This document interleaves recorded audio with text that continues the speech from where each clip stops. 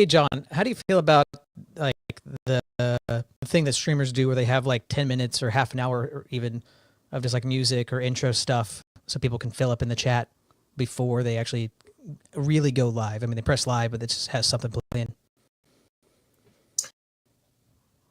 I'm okay with it, but what I've noticed is a lot of streamers that don't have an audience there. You're just like, but no, I like it. That's what I do. Yeah, so I don't know. We don't do that. I usually press start. I'm like, okay, this part, like one dude listening to me, and it's just me and him, and anybody else that listens back, I guess. Yeah, we're here now. Yeah, I mean, just get the show could have going. been here anywhere in the world, but you're here with us tonight. And I mean, I guess I'll go ahead and press the intro, and we'll I don't know, have some fun. What are we doing? What are we even doing, dude?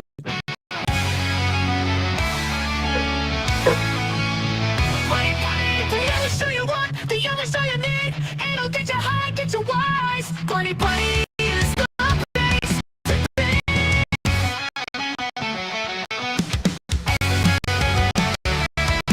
You know, yeah, he asked me to punch me, and he knocked all my teeth out, and I realized it was because our Haitian neighbor came in, and they needed it to put on string for their video. My Christian Haitian neighbor is using my... It'll get you high, get you wise. Bunny is the place to be.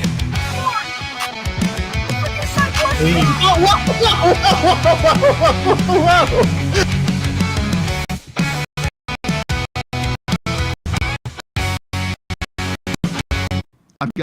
Don't we all? Hello. She has. Indeed. I could speculate, but I cannot confirm or deny. I hope so. I placed all my Bitcoin on the bet that, but I'm going to be wrong because I don't know, since 2015 you can't be so sure, right? No, you can't. It can be whatever is down there. I mean, it still blows my mind that is like where we're at as a collective Western society. Because I mean, in 2012 was the first time I heard about Troons. I mean, like, when in 7th grade, I heard my friend Zach. We were playing a game on the Wii, and we're detective cops or whatever. We're at like a theater, and this dude like with a wig and a dress jumps out and starts shooting at you with a gun. He's like, "Ah, tranny." I'm like, "What are you talking? What's that?" And he's like, "It's a dude that wears a dress." I'm like, "Oh, I've never heard of that." And that's a little blip on the radar. And then like 2011, 2012, there was a high school friend I had that sent me a documentary about trans men. It was like following the life of these two ladies that thought they were men and like the struggles they're going through. I'm like, this is wrong. This ain't right. I remember they sent this to me and they were like super sympathetic. Like, this is like what they're going through. I'm like, they're retarded. They're bringing this on their own heads. What do you mean? Like, I'm supposed to feel bad for them? Like, oh, all these problems I'm going through with my family and I can't get a job. I'm like, yeah, it's because of it's your fault. It's not my fault. It's like just like walking down to the middle of the street and just sitting down. It's like, oh, the struggle. The asphalt's so hot. There's cars coming at you all the time. Everyone's honking. The cops are trying to get you. Just the struggle's real. Yeah. Sitting out in the middle of the road. It's like, oh man, the cops are always after me because I'm selling illegal drugs and I'm committing felons. It's such a hard life. I'm paranoid. It's like, yeah, I don't feel bad for you. Yeah, I wish there was Why would I feel bad for you? I wish there was just one thing I could do. Just make everything easier. Just a little easier. It's like, Maybe don't cut your dick off. I don't know. Probably helps. Just keep it where it is and don't touch it.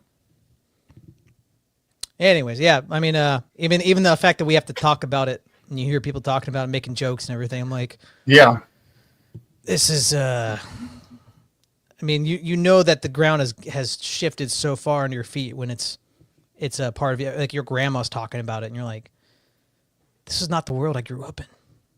This is not the world I want my children growing up in." If you got to explain to Granny what's going on here, I don't know. There might be something wrong. someone's messing with the system. I mean, that's like I mean, like we might talk about Steven Crowder later, but I remember like I thought Tranny Bane was one of his funny bits, and I don't know. Even then, it felt like I mean, it's like making fun of any leftist is funny. Mhm. Like the jokes write themselves, Yeah, but it just is one of those things where even like bringing attention to it does give it credence or power in some, even though you mocking it, you can like easily dismantle it logically. It's just that it's on the stage, and I just feel like it should go back to the shadows from whence it came. just like half your face just Yes, merging out of the darkness. You're it almost should fully be out. like me, hiding under And a I rock. feel like, I feel like that about like quite a couple of different subjects, especially like the whole Jew subject. I'm just The like, Jews, yeah, it's go fun back make it to like your a- tunnels. Get back, go back to Canaan.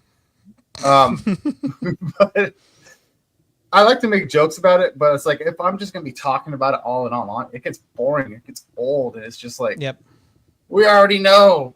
We already Yeah. know. We already know. it's folder chasing, right? Yeah, but they're still fun to make fun of, and I enjoy making fun of them. Well, man, like there's times I like listen to like Martyr Made or something like that, and they make a really good point that I hadn't really factored in. Like, he has a video called "The Psychopathology of the Zionist," and it talks about like how the modern Jew is, or maybe I don't know. At least he's talking about the modern Jew in our context as like a somatic paranoiac, where he and his family and all of his culture and his people group believes that everyone is out to get them, and that any moment the neighbors that are so kind to them and have befriended them could have a murderous rage and try to commit genocide on them anytime, and that even someone who is living on an island has never heard of Jews has the seed of hatred for Jews buried in their hearts. And like if any group or if any individual had this same paranoia, they would be looked at as like a schizophrenic. But it's Yeah. just their entire culture and what they're brought up in and what their parents teach them and everything. So there was makes a lot that, of and they sense. also had another good episode about Zionism with Pete Quinones on the Pete Quinones show, talking about like the history of like I mean you should look up Pete Quinones, very very good guy to listen to, insightful. Okay. But their episode about the Jews was pretty good, talking about like the assimilation in the like during all of the revolutions and all of the different states giving them equal rights and like trying to give universal rights to all people groups, but that comes into clash when you have a people group like the Jews that are so insular and so contra to that idea of universal rights. Based off of their beliefs, it's pretty good. And talking about some historical stuff with the like the Inquisition and stuff that you had like pieces that aren't really in like the forefront of the discourse or whatever. Yeah. So I mean, do like you don't have to listen like, about them. yeah, you don't. I think I mean I know people personally that like they're chasing the Jew and naming the Jew as like part of their religion, even like Orthodox people where it's like they take it's just consuming, and yeah, that's definitely not healthy for your psyche. No. I mean, it's one of the things like you can know what their beliefs are, what the Talmud preaches. You can know like history and the patterns. You can notice, but that doesn't you don't have to, you can notice, but you don't have to take it so far, bro. You don't have to be consumed, because I mean I think that's part of the game. That's part of the heads I win, tails you lose thing. Is they want you addicted to porn, and they want you to be ineffectual. And if you are constantly just going on about the Jews and it's consuming you, then you're wasting your energy. You're being impotent. Hello, Dustin. How are you? Are you nudising? Nudising? Yeah, even the Jews are convinced that the Aborigines will nudis in a heartbeat. Yeah. Yeah. The people in the Amazon jungle over there are You just drop like, a Jew The Jews are the ones doing this to us. You drop a Jew on the island, and the Aborigines walk up, and they're like, "Oh, huh." They start like getting their spears. They're like, you have Like- giant nose with no bone in it. Yeah, damn, dude. You must be eradicated. I can stick like 4 bones in that nose, dude. Come on. And Put a whole like 3 skeleton in that wooden thing, man. Yeah, it's like, oh. Put a shrunken head in each nostril. This guy, he just. Where does this guy come from? There's no way you're the chosen. So, before we get into the bunch of stuff you showed me, I wanted to show you this song I found. Did you listen to this Protestant song I retweeted? I don't think so. I haven't seen it. I yet. want to nominate it for the worst Protestant worship song ever written. Worse it's than 3.5 loaf minutes. of bread. Worse than loaf of bread. Is that the I'm a dangerous loaf of bread? That one? Yeah. At least that one like makes me laugh. Yeah. That's That true. that one actually kind of gets stuck in my head. This one, I'm gonna play it. I'm not gonna play the whole thing. I'll probably let you play the first verse, chorus. I don't, maybe the second verse. I want to skip to the outro because it's got a, oh man, just oh man.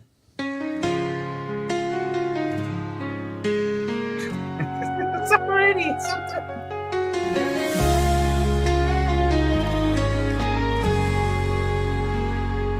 They tell me love and wrath are one, that mercy wears a sword. They preach a kingdom built on fear, call vengeance holy war.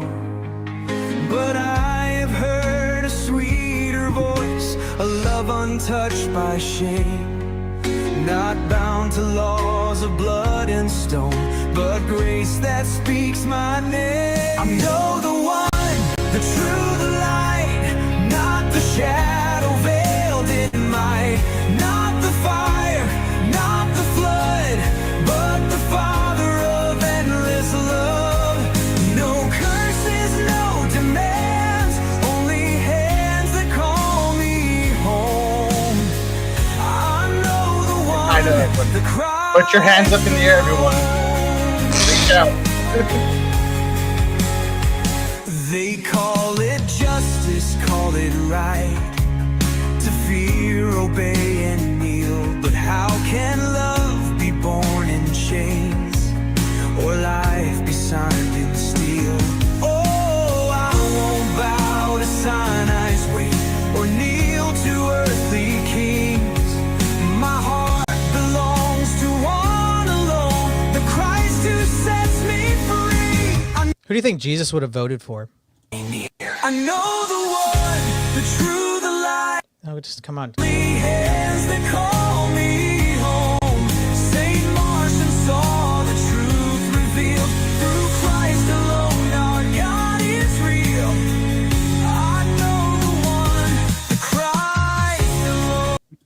Man, he said Saint Marcion knew the truth revealed. Do you know who Marcion is? It's really familiar, but I can't just. He's a condemned heretic, like really early, like I think even He before started like the second century. Marcionism, right? Yeah, Marcionism, the belief that the That's God of the the- Old Testament, Yahweh, is like a demon, a hateful, angry war god that possessed like, learning. the Hebrew people, and that Jesus came to overthrow the demiurge of the Old Testament to set people free with his lovey-dovey hippie Jesus stuff, and that that God the Father is actually like a demiurge demon. So he said he called him Saint Marcion. So he's just a Marcionite Protestant who thinks the Old Testament is against the New Testament. Yeah. So I mean, like, It's if God told you to kill your son, would you do it? Would you do it? That's again that's what like atheists bring up with Abraham and Isaac. But that's the opposite of the point of the story. The point of the story is that God would not Yeah. demand you to, he's not a god of the pagans where he would demand you to sacrifice your own son in that way. He tells I them had not a to. I had a It's conversation. also a with prefiguring someone. of Christ's sacrifice. I had a conversation with someone about that not too long ago, where they were just like, "Well, God told you to do this. Would you do it?"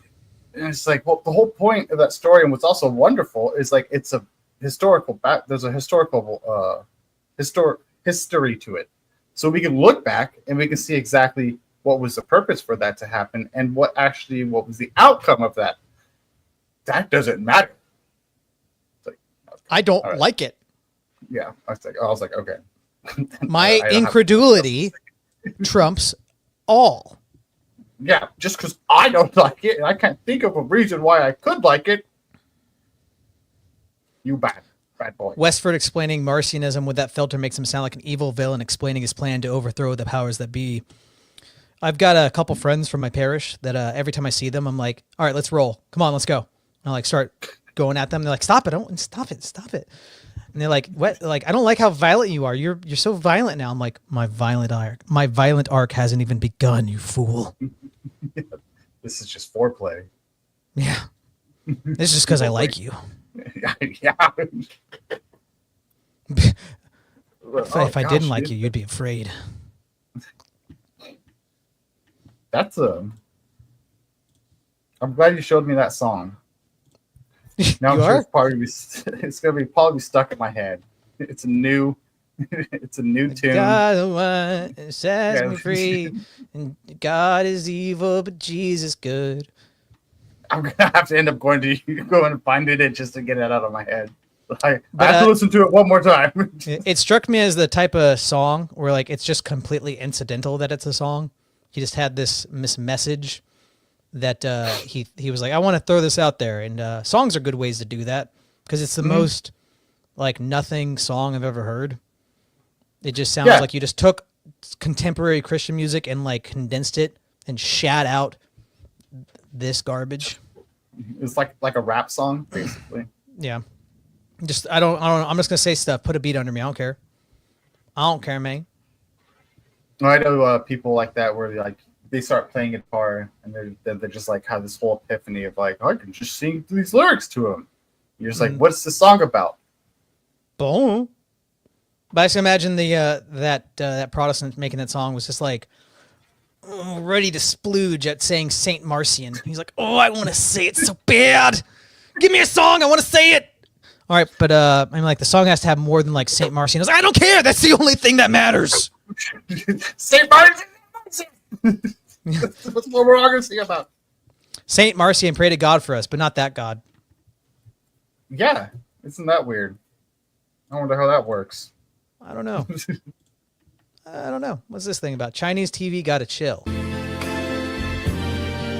see trees of green,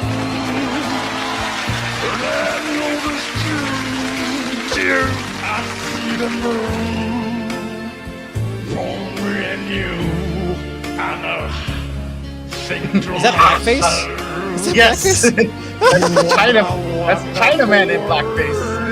I didn't know that's what my soul needed. And look how wide he's opening those eyes. Yeah. so pretty. Yeah, how'd they do that? And the sky, I see friends shaking hands. I like my Orientals where their eyes are just slits. Like a pixel thing. Saying, I love you.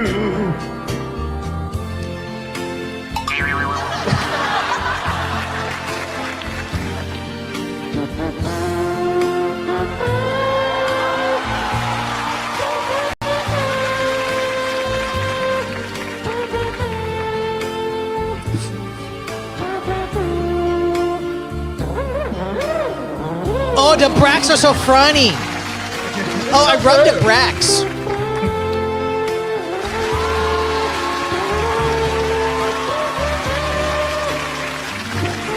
Har har har har. Ja ja ja ja. Wonderful That might be the funniest Oriental I've ever seen. I know. I think if anybody's out there that's Asian, or if you have an Asian friend, or like a brother-in-law, sister-in-law, or cousin, If tell an them they Oriental have to lives in do the apartment next to blackface. you, yeah. If you have an Oriental living down the hall and the dorm over, like convince them to wear blackface. They'll be 10 times funnier. Yeah, and then show them it's fine because like you guys do in your country. Do what in our country? cool. What?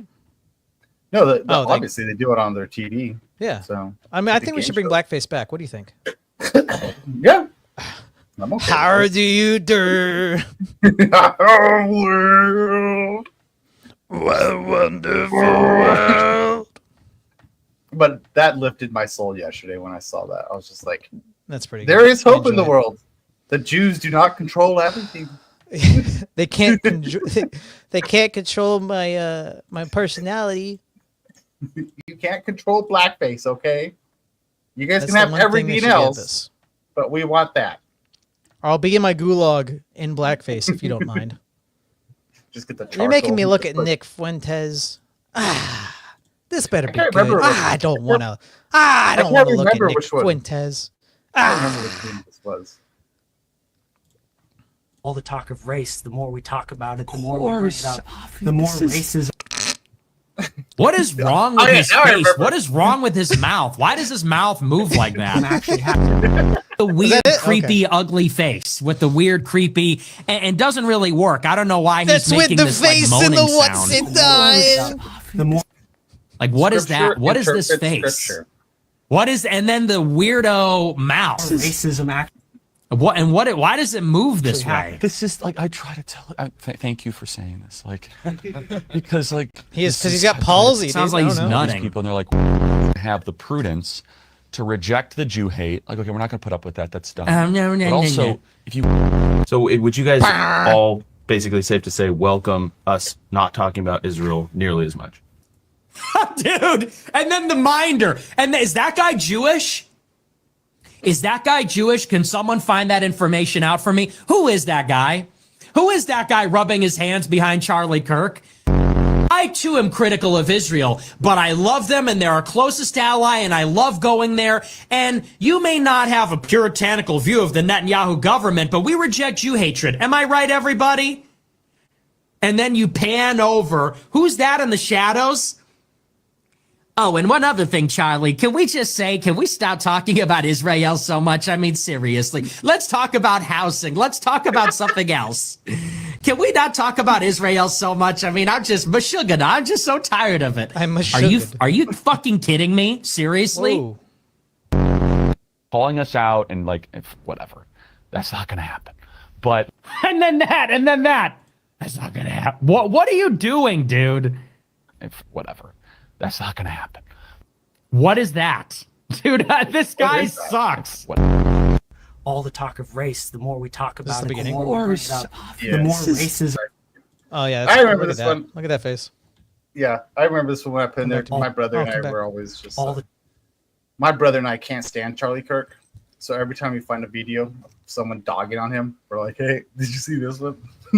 This guy's an idiot." I don't know. I've been like that with Charlie Kirk. I mean, there's things I hear that he says. I'm like, yeah, that's fine. Yeah. And usually it's kind of like milquetoast, good conservative stuff. I mean, seems to be a Zionist, right? Yeah. I wouldn't say that. Well, yeah. I mean, my poor Christian ears, Dustin. My poor Christian ears. He does not consider them. They're not in No. they're not the top of his mind. He doesn't think about my poor Christian ears when he says the F word. I draw the line in the sand. You are not allowed to speak like that.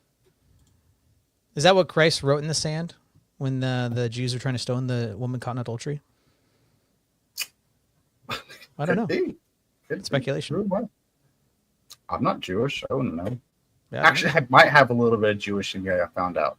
So, Oh, dude, I Sorry. got to read some Dostoevsky again.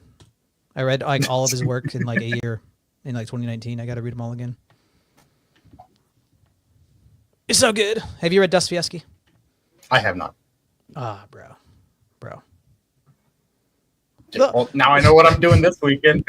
Yeah. Well, I mean, it might probably take you longer than the weekend, but I remember Jordan Peterson. Who's he talking? He's like talking to some atheist about morality, and all he says is like, "But what about Dostoevsky?" I gotta find that clip again. Like, what is it? What does he mean? You can't just say, "But what about this author?" Not good. I can read. Not good. Well, yeah, I think I can. I think I can. What's your thoughts on Fuentes?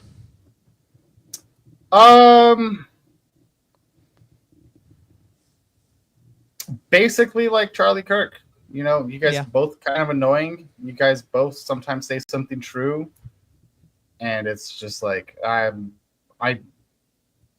learned a very, very, very long time ago not to like give these people like you believe in them, like, oh, I believe in Charlie Kirk, and oh my gosh, if he did one thing wrong, then my whole world is just Right. shattered. You have It's to just like, adopt hey, a new okay. worldview now. Yeah, it's like, hey, if I hear something from you that I agree with, then kudos. Yeah, I mean, I've Good job. always thought he was really annoying. I haven't listened to a ton of his stuff just because he irks me, just with his prepubescent smugness. Yeah, and then he's only like 25, and it's Yeah. just like, oh, you have you know everything now. Yeah, I don't know. He just seems unpleasant. Yeah, and but like he is funny. the Groypers are. I mean, you got to give it to him. He is a very dedicated cult that will just Yes. be angry about anything that he is. And I know that he's like been very critical of Trump and the mass deportations and stuff, but it really comes off as like he wants America to fail while like pretending he doesn't, so he can say that he's right. He's like a doom fapper. Yeah, or either like once America does fail, and like then he might gain more relevant. Yes, be more of that, and then actually kind of push into what he wants America to be. I don't know. He's still young, so Yeah, I don't know. there's still a lot I he mean- can do. But yeah, I don't do agree that some people just want to see America just fall, just so that they're like, Yeah. "I told you so." I mean, that's a good point. I mean, from my limited exposure to Fuentes, it seems like he's one of those guys that's like possessed by Jew hatred instead of like just being aware. Yeah. Like, okay, like there's this, there's this pitfall, there's this danger, and they want you to fall into certain things. Okay, I can cope with that, and I can live my life. It seems like he is very much just like that's his thing, like made an idol of it. Yeah. And it's like you poke the bear. I have no problem with you poking the bear. But when the bear strikes back and then you guys end up poking each other and just keep poking each other, then it's like both of you aren't winning a battle or doing anything good here. You're just poking each other and failing at everything. But What this one? There's a my woman. Woman. Tell me why. Every day I go out, Tell me why. looking adorable. Can't tits freaking bouncing hear you, away. dude. Tell What are you me saying? why. Every day I go out, looking adorable. Tits bouncing, skin glistening. And yet nobody ever hits on me or approaches me. Ever. Oh my god, like please. I'll take a fucking construction worker catcall at this point. Please. They want it. All they want is attention. Gosh, I wish I had Yeah. this meme. There's this brilliant meme about how all women want is to submit to power and attention. They just want attention, and they want you to be powerful. As all women want. even once they get to like that highest level where they can be, they're still like that's not good enough. They need somebody else to come and challenge them. It's just like, so do you want us to challenge you? Do you want us to come over and like? Well, I mean, this lady just said she wants to be catcalled, but Yeah, she also wants it- to reserve. She wants to reserve the right to be offended if you catcall. Exactly. Like there's like within like about what is it like maybe like probably like 7-5 year range that we've been in. It was like, well, you can't go up to women and just be like wink at her, or you can't go up to her and just like hey, you're looking beautiful. Where'd you go? You can just do things. Yeah. And then they were Unless like you're so married. obsessed over that. Unless And you're then married. now they're just like, I'm a married man. well, you can still do it. Well, I have the ability. My heart How dare you! beats within my chest. But then you gotta face the consequences. But Yeah. But yeah, like it's so pathetic how they went from like, no, you can't even look at us, you can't even do anything, where it's just like, please objectify me, please, Yeah. please. I'm doing everything I can so you can make me some form of sex object. Please do it now. Please. It's like, now we're just like, nah.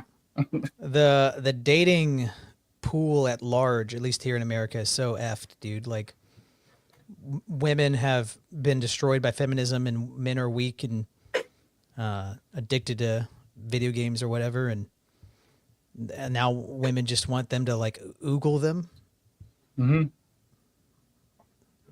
What it's, I mean, I know a lot of guys my age that are single and not looking for a woman because they're like, yeah, women's like every woman I've dated sucks. If I was still Yeah. single, if I was Women- still single, Women want whatever they aren't getting. yeah. If I was still single, I'll still always be looking. I wouldn't be like, oh, all women are just screwed up in the head. There's always gonna be one out there. But that doesn't mean I can't. Dustin, do you think the special lady's out there? Do you think that fish in the pond is gonna bite the hook? You can find it, dude. You can Just find it. walk around a mall or like a town square with your saxophone. I'm sure you'll get one. You just like walk up like, hey lady. You like what you see? You got some, Oh, yeah. get some like leopard leggings and a vest. Just commit like offensive eye contact while you gesticulate and play the saxophone. And then when you have to empty your spit from your saxophone, just like, Isn't that like what the reed's for? Or Put it something on like their that? Like collects skeleton. all the spit. yeah. No, Dustin, educate me. But I thought it was like that for all wind instruments. It's not I mean, yeah, that's Mr. Player. I mean, I know not just a few guys my age that are divorced from, I don't know. A lot of it's just it's crazy that you can have all the right intentions, but just like without the right information or keeping things in mind. Like I know guys that have gotten divorced like a year or two after having their first kid because they like didn't know much about the birth process. Like the wife had a really bad experience and then like fell into postpartum depression, and they didn't really have the tools, the resources, or the knowledge of like what the natural process is and the things you can look out for and what you can do to mitigate and all that, and just like totally wrecked them. Totally wrecked them. I know. In the rectum. I know. Actually, I know a guy that actually did that. As soon as he had a kid, he just went wild. He didn't know what to do with himself. He didn't know what happened. He didn't know. And I've seen the opposite what of to like do next. they have a kid and then it's like and then it's like boom, they lock in. Like they rise to the occasion. Yeah, it's like a switch that flips in you. It's just like, all right, it's time to get this done. Yep, now I have this to do. The genes flip on in your brain. That T starts going. I mean, it's hard to be a normie. Like if you don't know about like vaccines and red dye, then your kid's all retarded, and you're like, "What's wrong with me?" And I'm like, "Now my wife's divorcing me." It's like, yeah, just don't like, give your kids mac and cheese or whatever. Don't give them the red Cheeto, hot Cheeto mac and cheese. That's not good for them. Makes them retarded, dude. Yeah. Just do what they did back in the day. You know, what is it? It was like oatmeal, peas, and whiskey. It's like that worked fine. Yeah, just give your kids a little bit of whiskey, have them calm down. Yeah, I feel like I They have won. heard the Evolution song. Isn't it like AI that he made or something? That who? Dustin made a song about evolution or something. Oh yeah, he did. He did. That was funny. Let me It's the only video on this channel. go find it. Does it have 1 billion views already? Dustin S.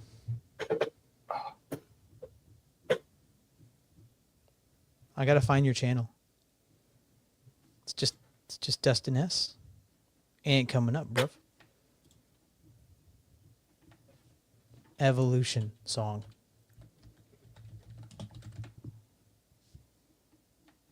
Nope. Freaking Stranger Things is coming up. The Dustin with no teeth from Stranger Things is all I'm seeing. I think Moldy just sent it.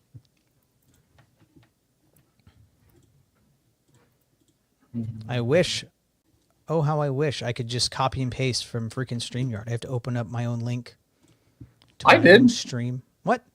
But that link didn't give me anything. It just gave me like a Bryce video, Bryce J, Is he punking us? and the Black Goy. What? The Black Goy, and then Officer Tato. There are no black goy. All black people are Israelites, don't you know? Duh. A doy. Okay, I got it. Also, let me know. Am I I mean, other than like being in space or whatever right now, do I look like a potato? Because I upgraded my computer because I think that was what was causing the potato. I had some. Yeah, you're actually pretty clear. You're actually clear. Yeah, I had some bottlenecking stuff going on because just because of the hardware. Okay, I think I got monkey. Finally, I don't know what finally you're it's talking about. The finally black just goy. working. This just came right up.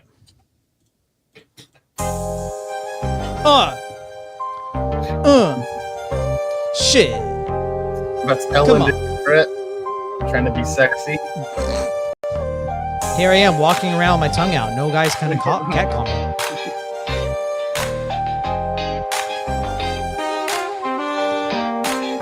It's not population, it's generations. Why you hating? I'm contemplating origination of descendants of mutations, changes in allele frequency. Can't you see? There's no controversy. It's not a theory, it's a fact. Why you whack? Why you act like science ain't back? 400,000 million billion years ago, there was some goo, which then became a shrew, then a tree climbing monkey, which then became you. Evolution has no direction, only natural selection. The winner is the ape with the best erection. It needs some more niggas. Or a bitch or something. Hell yeah.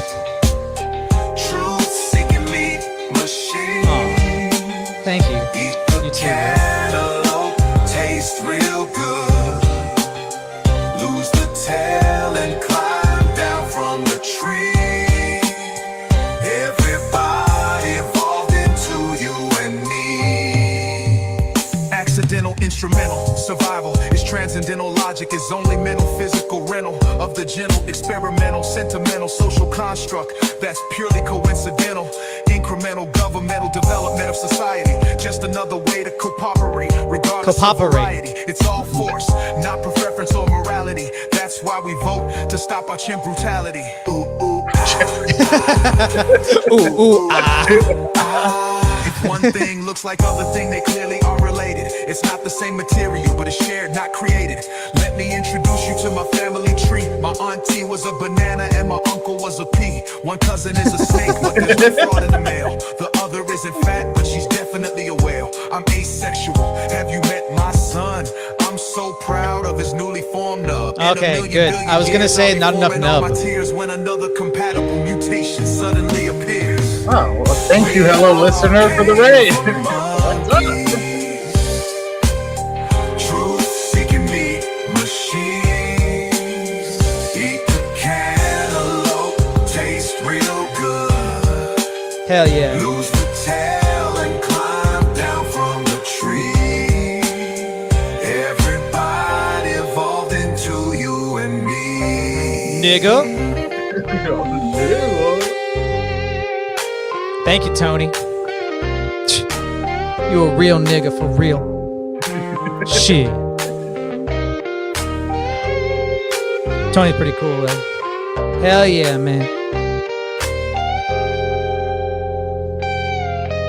This goes out to my primordial soup in the audience. What's the scientific method? How could this possibly be true, what I am being presented? Well, let me give you some certainty. Have no fear. We know we evolved because we're here. That's Grant me it. my emergent property. My mind is what my brain does. Say it properly. Grant me e-biogenesis, free will, intention and purpose. Grant me society, religion in my bread and circus. Grant me love and hate, the ability to debate. Grant me another language and the means to translate. In fact, when all is said and done, grant me evolution.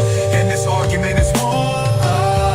We all came from monkeys. That's why we all niggas.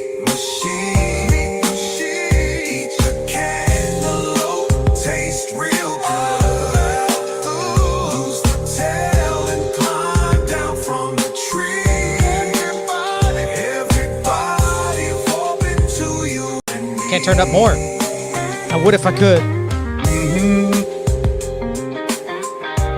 Embrace your primordial soup. Now, Dustin, the goal is to get this on atheist Reddits and get them to actually take it seriously and try to debunk it. I need them to break it down line by line and be like, well, of course, if you granted it, then of course we would win the argument if you granted it. Well, population. Well, I don't see why we need population. I don't need justifications. I don't need to know. I don't need that. That's pretty good. W in the chat for everybody. Yeah, W for all of us. Everyone with ears that work. Dustin stole the show. Thank you. I don't even know where to go. I mean, I feel like I'm just sitting here in the cuck chair. Yeah, I mean, I didn't make that masterpiece. I don't know what to do the rest of my afternoon now. You ever have that? Like I remember high school playing guitar all the time, trying to get better, and like I'd go to a concert. My friend that's been playing for like a year. He's like, I'm like, I didn't even know he plays guitar. And he's up on stage and he's like killing it. I'm like, shh, I suck, man. I ever like have that, guys like you like get discouraged by seeing somebody else like being so much better than you. Yeah, I mean, obviously you should use it as like, teach me your ways. But instead, I mean, especially in high school, I'd get like, get discouraged. Yeah, I knew two guys like that. Where like, I started playing guitar probably when I was like 13, something like that, and then another guy that I knew only been playing for like a year, and he's just like arpeggio sweeping, tapping, going back and forth. I'm just like, can you remind me what B flat was? Well, now it's like, since I have kids, I'm like trying to practice. And my daughter comes up, she's like, no, read me a book. I'm like, after this, she's like, Dad, read me a book. I don't know what, my older one like did not like me playing guitar for whatever reason. She like come up and like berate me. But my youngest one is about to turn 1. She's all about it. Good dad. Yeah. You're trying to relive your glory days. You don't have what it takes, Dad. Your band broke apart. Your band didn't go on that tour. Oh, and guess what? Yeah, they broke apart because of you. Because of you. Actually, the drummer quit before we were supposed to go on tour, like a week before. And then the guitarist like, well, if he's out, then I'm out. That's what happened there. And then the lead singer was like, I'm gonna go become a yak farmer in North Dakota. I'm like, all right, you do you, man. I don't know. I guess I'm the only one out here playing bass and guitar or whatever now. Yeah, music isn't my calling. It's them yaks. Just sitting out there doing growls to the yaks. Trying to, yeah, dude. My lows have gotten so much better since becoming a yak farmer. Yak. If you just like sit out amongst them and try to imitate the frequencies. Holy crap, we got 5 gifted Westford memberships from First Person Q. That's a guitar man too. He's pretty good. Thank you, sir. Is he going to tell me who got him? I don't know. Oh, we got Milla. Hello, Smella. How are you doing? My daughter wouldn't let us play music for the longest time. My daughter just wants like Wheels on the Bus and stuff like that all the time. I'm like, okay, you get a song, I get a song, okay? Did you ever do the my brain can't take it anymore. Thing? Did you ever do the speaker thing to like the belly, where if you like put a speaker there and put Beethoven, apparently your child is supposed to be like increasing their IQ. If you put the speaker on their belly. Yeah, and you got to let the vibrations go in there. Increases their butt, their butt gyome. Their butt gyome. Your vibrations. Have you ever put sand on a speaker and you see the geometric pattern it makes? Yeah, that's what happens to your child's brain. You put a speaker playing Beethoven symphonies on their belly button, and the next day they wake up drawing the circle of life on the walls, and start figuring out what it all means. They start piecing it all together and telling you what the numbers and symbols really mean. The belly button is like the outside eye to the inside child. Only the young that listen to Beethoven will understand that the third eye is the belly button. Mm-hmm. Because if you think about it, it goes from one belly button to the next. What does that mean? I don't know. I love starting sentences, but I don't know where they're gonna go or what it mean. Because then it's like a puzzle my own brain made, and I'm like, I gotta figure this out. Actually, the best answer to that would be like, you already know. Sure. Because now you're puzzled. Because now you don't know if you do know, and if you don't know, you don't want to admit it. So now you're gonna have to go look it up. I mean, well, if you know, you know. Oh, yeah, like Mela. Even my wife and I were playing guitar and piano together yesterday. We've been trying to for like a couple days in a row, and the baby's just crawling at us, like screaming. We're like, I'm trying to show your mom the freaking key of A sharp. I'm trying to show her the chords. Hey, John, say hello to Tony. Said hi. Say hello to Tony. Tony, hello. I was the first one that said thank you for the raid. Say it better. Say it with more authenticity. Tony, you're a very sexy man. Thank you for the raid. Thank you for having everyone come here. Yeah. And say thank you for the raid again. The guy didn't have to do that. Wasn't that kind of him? Yes. You have gorgeous black hair just like me, okay? Thank you. That's all. He's a prestigious guest, and you need to honor him. Damn it, John. He's not going to raid us anymore if you disrespect him. Stop saying. Hi, Tony. Thank you. Okay, we can move on now. Who else got the memberships? We got hello, listener. Tony is a member now. That means he can post a little blackface emoji whenever he feels like it. And I mean, when I'm streaming. And somebody named Lasagna. Hello, Lasagna. Don't get any on ya.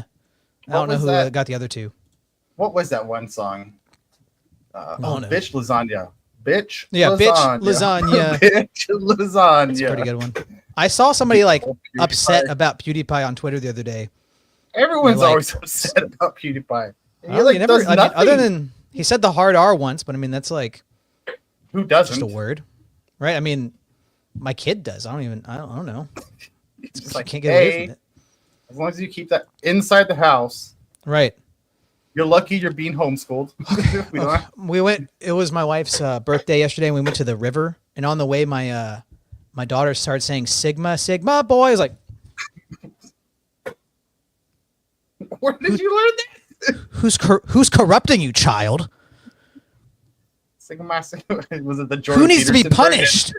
Who needs to be punished for bringing this into my household?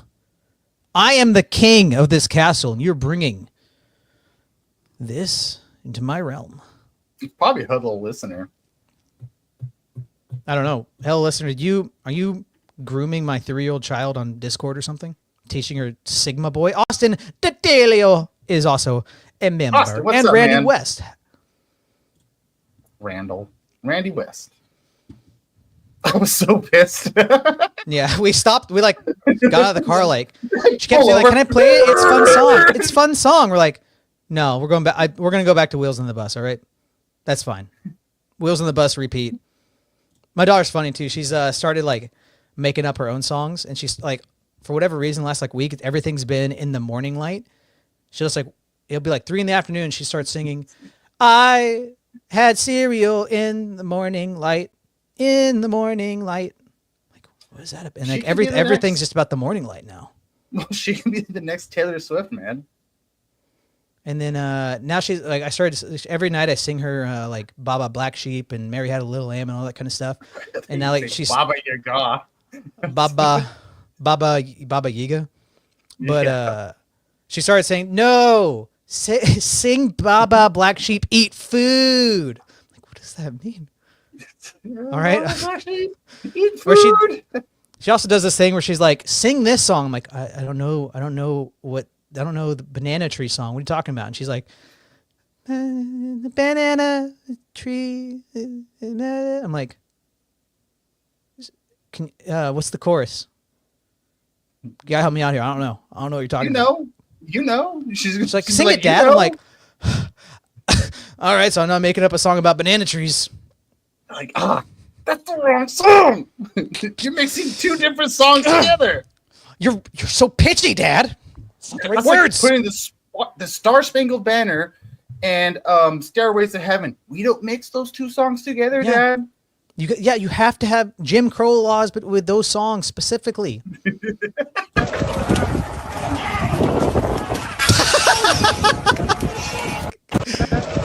Hey, yeah. That's I like exactly how the the- pikemen. That's exactly how the pikemen back in the day. That's how they were like. Just Something throw your tells me pikes. that this whole like sweeping the leg behind the other leg thing didn't. I mean, if he had like also did it in tandem with like Like a a- spin around, like a walk away or moonwalk or something, but I feel like that deterred his ability to throw with oomph. Yeah. And he ends in like a plie. Oh, does he? Oh yeah. Oh no! Ah! He's a pirouette. What is What is the context? Police brutality. he knew.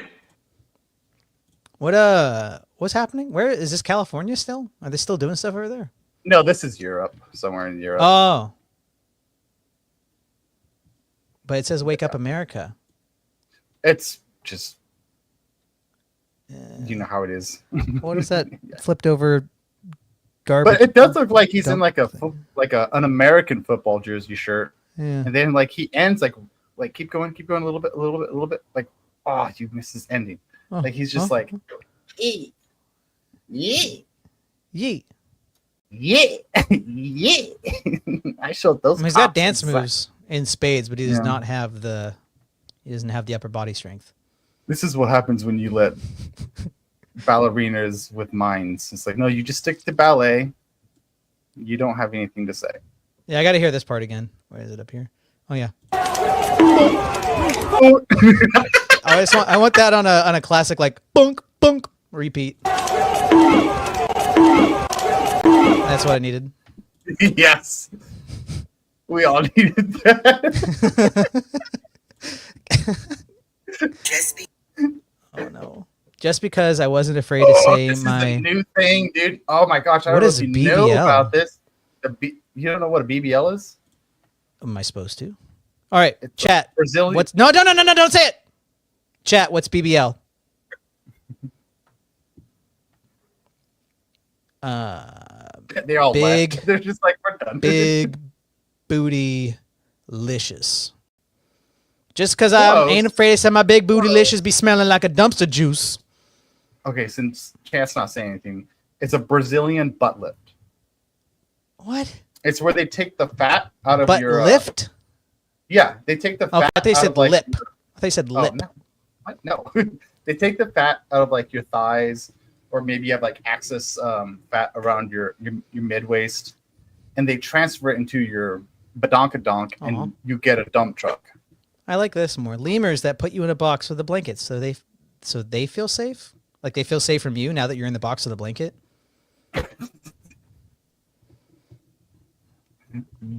That's Boobs, the butts, lemur's form lips. of a. Yeah, Anyways, that's the requirement for a woman: boobs, butt, and lips. I mean, if you talk to any troons dude that's pretending to be a woman, that's all they focus on. Yeah. The hyper caricature of what they think a woman is. Because I wasn't afraid to get on here and say my BBL smelled like dumpster juice, and y'all or don't make me the villain. This is the ongoing fascinating saga of a woman whose BBL stank. So in part one, I was telling y'all how my sit down air was stinking real bad. What is sit down And it air? got to the point Is that a where fart? I had to carry around a bottle of air freshener or a bottle of perfume. So how I done started putting air fresheners up in there. Now that my booty's hanging up so high, I can just hang it right off the side. I don't need a chair. I am a chair. could a BBL cause somebody's sit-down air to stink really badly? I've never heard Well, there those are a words number together. Of possible causes. Obviously, cleanliness and hygiene may have something to do with it, especially if you've had a BBL. Maybe it's and 'cause she's black. Things aren't feeling the same. They'll tell you why. They'll But it tell also you. could be due to Maybe medical 'cause she- conditions. Let's hear a little bit more from her. When I say that BBL really ruined my life, I even lost my boyfriend behind it. Behind He was it. telling me the whole time, like, you're stinking real bad down there and I can't stomach it. It was the truth. It got to the point to where when I would get my laundry out of the dryer, it would still smell like that rot-eaten flesh. Now, if The- you've ever worked in healthcare, you know Her freaking audio compared to her video, like her mic is a potato, but her camera's an iPhone. It would still smell like that rot-eaten flesh. Now, if you've ever worked in That healthcare, rotten. you know that the thing that smells the absolute worst, worse than anything, is rotten flesh. This is worse than the smell of somebody just not cleaning back there, and that's how she's describing this. But unfortunately, the people who watched her video did not like her explanation and see what happened afterwards. I have a lot of women angry with me. They are reporting me. To They're the police. commenting nasty To the things. police. Although some Be people the may have a hard time po-po. cleaning back there when their behind is so much larger, it doesn't sound like that's the case with her. Fat necrosis, where the fat dies, is a This known guy's too happy complication about of explaining BBL this. I need him to be surgery. And more if that somber. fat gets infected, it could He smell just explained to badly you and actually exactly drain. what happened right there. I wasn't paying attention. His demeanor Okay. is too chipper. So, For so the what for happened? for the material he's discussing, he needs to be like giving a eulogy. He needs So to be dressed in mourning. He needs to be in mourning, talking about the booty juice. Yeah, because we lost a good butt. But what happens is if you stuff too much fat, if you replace too much fat and you put it somewhere else, and there's not enough blood flow or blood vessels in there, what happens is that fat begins to die, and then then it starts to deteriorate inside of you, and it won't allow the incisions to heal up correctly, and so all those gases just keep going out, so you end up smelling like a dead person with a big butt. I don't know what to do other than continue. People may have a hard time cleaning back there when their behind is so much larger. It doesn't sound like that's the case with her. It's always very Fat happy. necrosis, where the fat dies, Is it is a known okay? complication of BBL surgery. And if that fat gets infected, it could smell badly and actually drain. Now, the only people who know what Oh, yeah, happened there's are the drainage, patient too. and her surgeon, It's just- so let's give her the final word. How I got my BBL surgically Put it back. Put it back the way it My was. sit down wind was stinking. My real sit down bad. wind. What'd she call it at BBL first? stink. Her behind air. What did she call it? Her booty. What'd she call it? The Her sit-down bottom wind. air. Her Sit sit down down wind. air. What'd she just call it? She went from. It's went from Like- sit down air My to sit down sit wind. down wind was stinking real bad. BBL stink, do you hear me? And it's not coming from the vagina or the Yeah, beehole. I'll send a super chat to make this stop. That they cut Do it. and Like it. inject the fluid This and video's the too fat long. in your butt, okay? Make it stop. There's people in the comments saying, "Oh, you wasn't washing up right." Stop! I don't like the get your face out of there, Asian man. I don't want to be looking at you thinking. I'm videoing. I only Wait, no, I want, gotta play. No, I gotta bring it back so we I can only get want- money. I get it back. So okay, send me money. Send I me only money. want Asians in blackface now.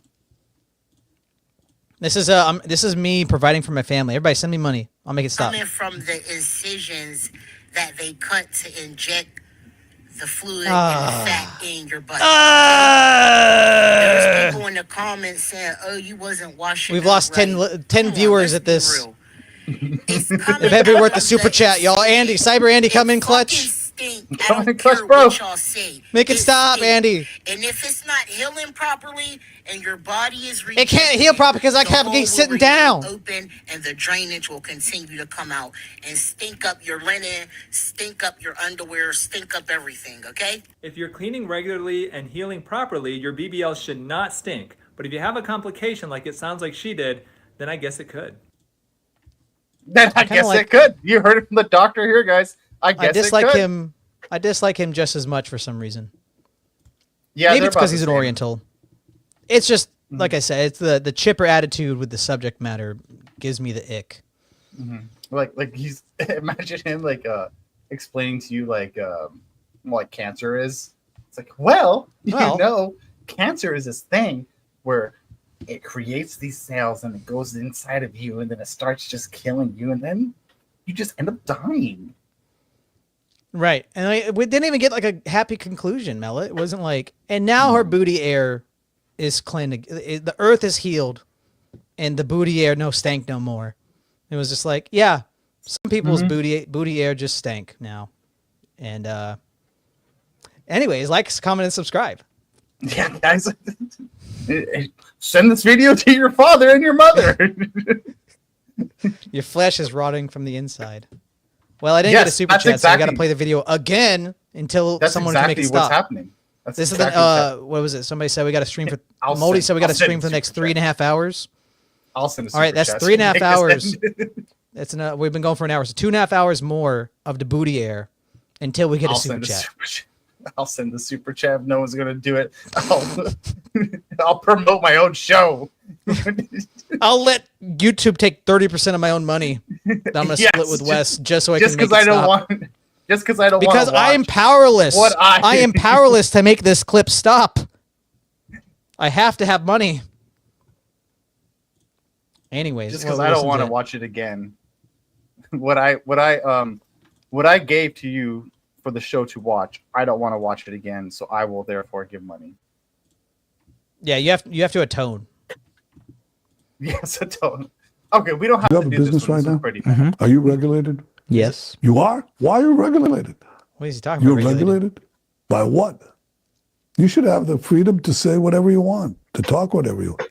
I didn't realize there's regulation on podcasts. Is this guy gaslighting me right? Yeah. You can cut back to the Nick Fuentes thing. Yeah. But it would never happen. But yeah, it would never ever happen. No, we should all just be able to say whatever we want.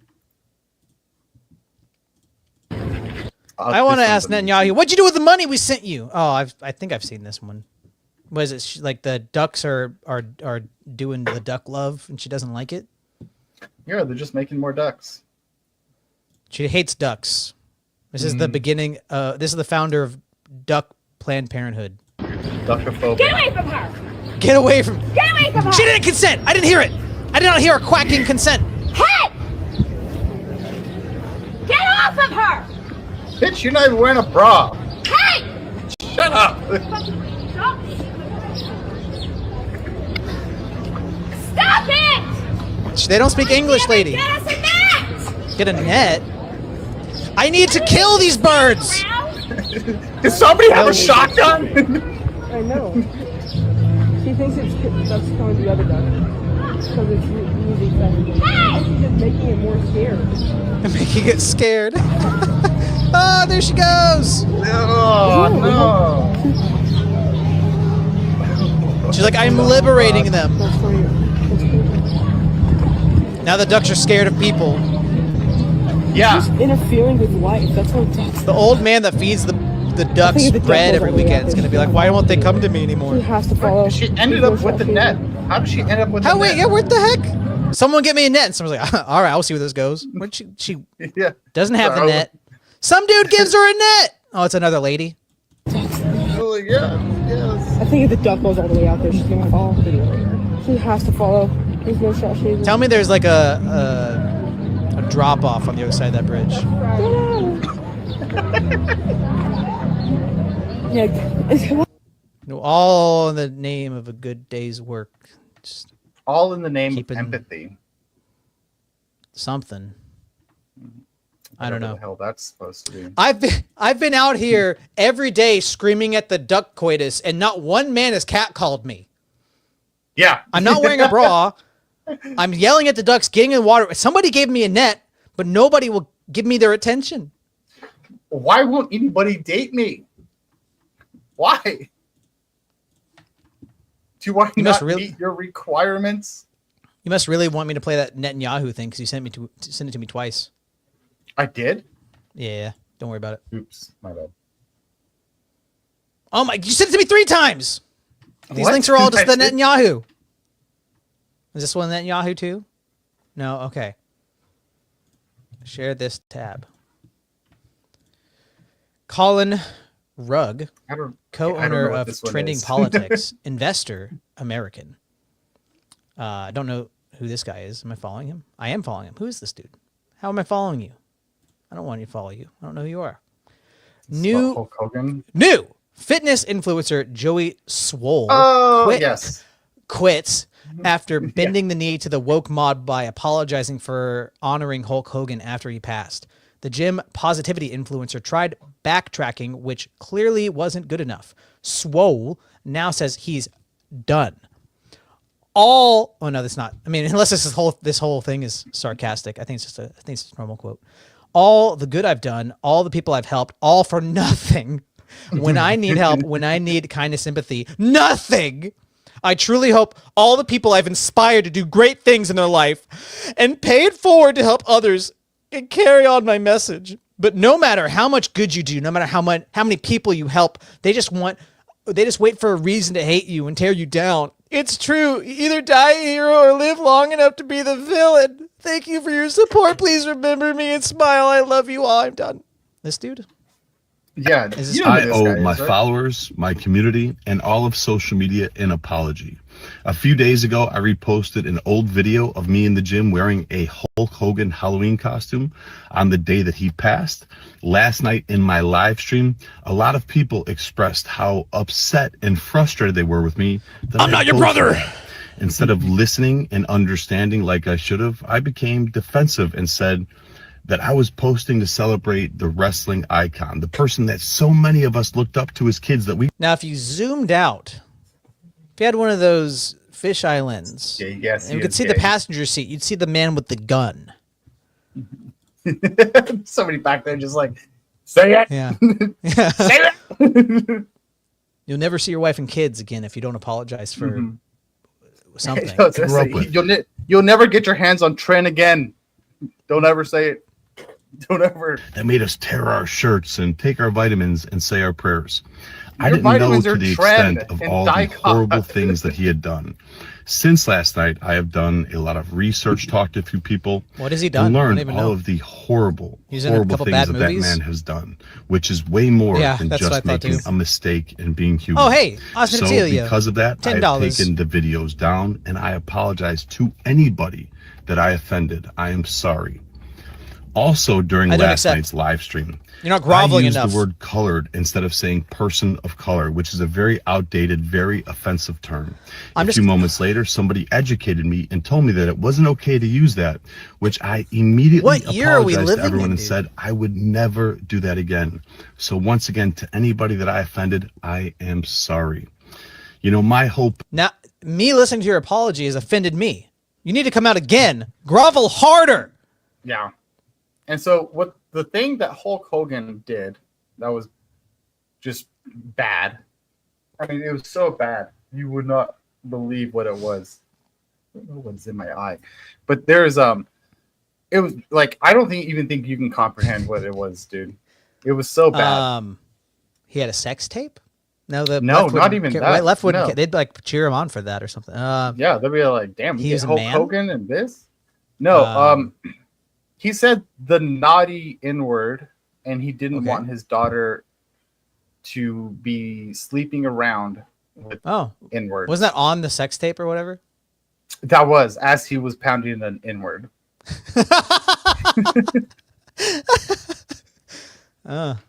Okay. But that's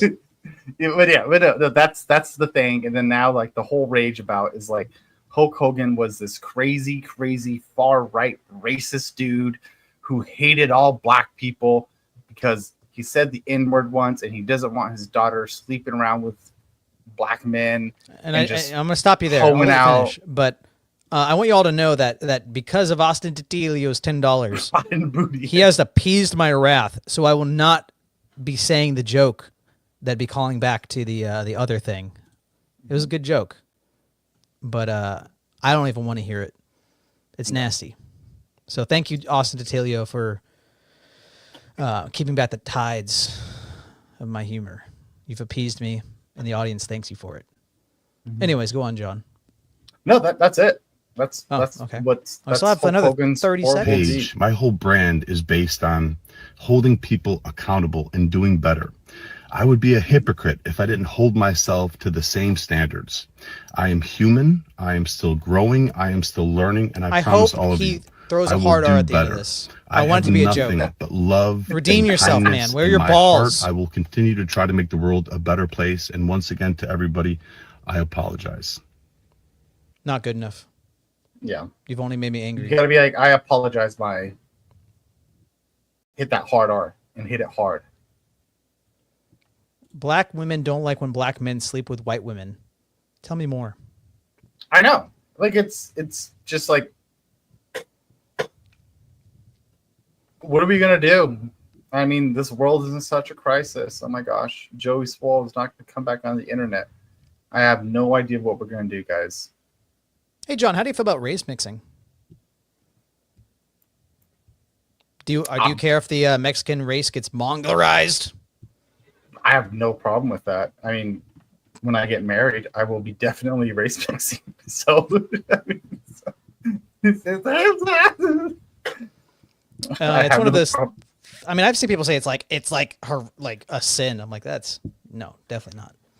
Definitely. No, I mean, like, I don't really see an issue with it.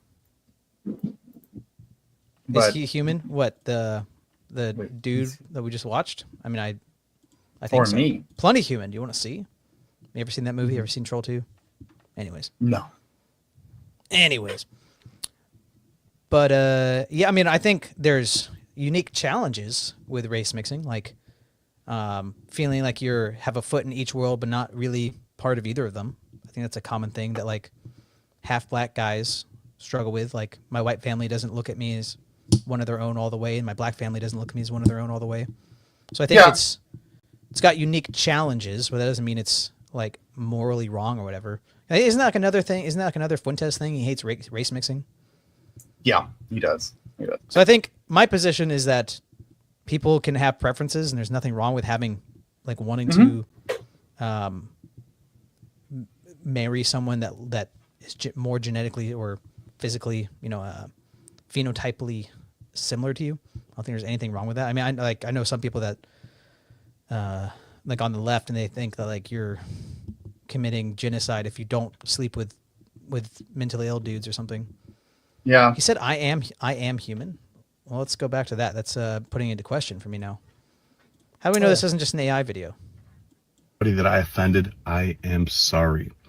You know, my whole page, my whole brand is based on holding people accountable and doing better. I would be a hypocrite if I didn't hold myself to the same standards. I am human. I am still. I am human. Oh, wait. I am human, yeah. I am human. That reminds me of like the Mark Zuckerberg thing. Yeah, like that's a what I was. while Yeah. ago. He was like, I was human. I am human. I am human. It's like, oh, are you? Nobody knows. Nobody It's knew one of that. those things like nobody questioned that until you defended yourself. Yeah. It's like no wonder why You guys have seen this. Everybody has to have seen this, right? I was human. This is before he had his big glow up and started becoming a right winger for political before he points. started But it is going to jujitsu bother and you because you're human, and I was human. I am human still. Believe me. But but I was just And they referring to myself in the past. They pointed this thing. Not that I was not human. I am human. I always was human, and get a Facebook account. Please join the 2 billion people or whatever on Facebook. It's lonely here. Yes, with all This the all the boomers here, it's horrible. It's a long video you sent me, John. This is a long We video. don't have to go through all of it, but it encapsulates things. SIG engineers, former SIG engineers, and they know about it. Like this is a thing that the company would never admit, but they've known this is a problem for a while, and you can see that with the way that they act publicly because they did the voluntary upgrade program where they basically said our triggers have no problem, there is no issue, you're crazy, you're acting just like your mother, you love being gaslit, baby, come on. Yes. And then, but if you think that there is an issue, which there's not, you can send it in to us voluntarily, and we'll fix the issue that doesn't exist. Right. You're like, okay, well that seems makes like sense. it allegedly. It sounds like a lie. Here to discuss this and more is one of the most popular firearms channels on YouTube, the AK Guy on X. You know him, you love him, Brandon Herrera. Mr. Herrera, how are you, sir? Can you see me, hear me? Yes, sir. How's it going, brother? How you doing? I'm doing well, thanks. And I know that I'm just a ham and egger, so no matter what I say, people say, you don't know anything. So I said, let's bring on the guy who folks actually respect and kind of looks like Andrei Arlovsky. That's a compliment. Let me ask you, this. What's your take on this right now? Because I know that these are allegations, but this is one of those issues that it seems to be Is the chat familiar with this? Are you guys familiar with the story It's at all? definitely an allegation. The SIG problem? So Are you guys familiar with the SIG problem? All I Chat? saw was two videos. A guy he put like a screw into the trigger to like lightly. It was like 0.5 millimeter. How much he was like pushing it down, and then he messed with the slide, and then the gun went off. He's showing that it's not safe. And then I saw another guy making fun of him by like smacking his gun with a sledgehammer. Like, why is my gun malfunctioning? It can't hit it won't take a sledgehammer. So that's the only context I have. Yeah. So this whole controversy is the U.S. military. They changed the contract with their handguns from Beretta to SIG, the P320s. I think that's what they are. And this Air Force officer took his holster off, put it on his desk, and then the gun went off and killed him. So he's dead just by the gun just randomly going off. But in the gun tube world, everyone's already known that this is a possibility that this firearm does, because everyone has done drop tests on them. You drop them and they hit a certain way, they go off, or they would randomly just go off. So it kind of brings back like the meme where like, guns don't kill people, people kill people, but guns kill people. So there's this whole, now there's like the military has now seized all the SIGs. They've taken away all the handguns from their officers and all of that. And now there's this huge investigation, and it's become this huge thing where it's just like, I don't know. You about can't. that part. Yeah, and you can't have a fire. You can't have a pistol that's just going to randomly just Shoot you in your BBL. Yeah, I would help with getting rid of those gases, but Yeah, probably. Yeah, you aerate it a little bit with that sit down wind, but but I mean, phosphorus. It's just does an smell allegation that just has tons of documentation and empirical evidence behind it. It's something that we've known this for years. Like, it's been a meme in the gun community that the P320 fails drop safety tests. We've known it forever, but it seems like in the last year to the last maybe 9 months, it's moved beyond drop safety, and now we have guns that are just going off in holsters, which is a completely different ballpark. Yeah. It's one thing to say like, oh, hey, don't drop it at this angle. Okay, it's not great. Probably should have been caught in the trials. That's not a good thing. But when you have cops on video repeatedly that have any jostling action of a weapon that is in the holster, the trigger is untouched, and the gun's just going off, that is what I would call a problem. Yes. So now let me ask you this. How did this gun make it through the trials, and how was it chosen? Because if you look at the trials, there were a bunch of guns with a longer track record. I mean, the Glock 19 was in there. I'm trying to I believe the Smith & Wesson, one of their Shields was in there. The guns that haven't had this problem. You think military, people think efficiency, mil spec. How did this make it through, considering this has been known by so many others, or at least suspected?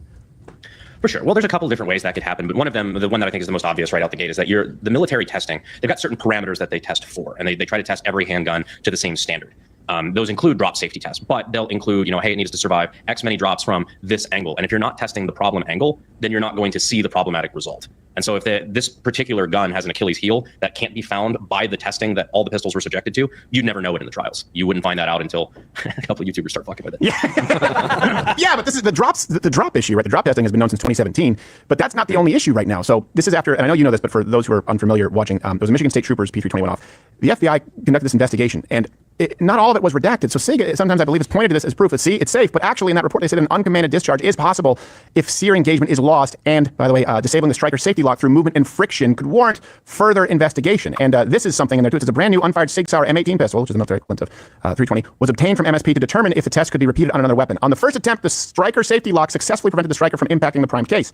However, on the second attempt, the prime case fired, indicating the striker safety lock failed to stop the striker's forward movement. Am I reading that right? That seems pretty cut and dry. There are strikes on the primer, and it's at least, best case scenario, remarkably inconsistent, and this has been known. 100%. And I've talked to SIG engineers, former SIG engineers, and they know about it. Like, this is a thing that the company would never admit, but they've known this is a problem for a while. And you can see that with the way that they act publicly, because they did the voluntary upgrade program, where they basically said, our triggers have no problem. There is no issue. You're crazy. You're acting just like your mother. You love being gaslit, baby. Come on. Yes. And then, but if you think that there is an issue, which there's not, you can send it in to us voluntarily, and we'll fix the issue that doesn't exist. Do you want to say something? No, yeah, it's just like it's crazy because like, and they're going to get into this also a little bit in here as well, where if you bring this up to SIG, they'll just be like, well, there is no issue with your firearm. There is no issue we find, but if you want to send your firearm to us, we can fix the problem. So it's just like gaslighting all around. And it's just like, oh yeah, this doesn't exist, but we'll fix your gun if it needs to get fixed. Just pressed. So these are the videos I was seeing this last week about it. I don't know if you've seen Put this. some input into the slide somewhere. Will it go off again? Will it release? Let's see. That's 3 in a row. Let me take the screw out. So he's putting a screw into the trigger just to give slight pressure, as if your hand's barely on the trigger. Number 4. Let's try it again. Let me show you. Fully functioning striker safety. All right. Should we do it with the magazine again? Let's put the magazine back in, and then we'll try the last one with the magazine out.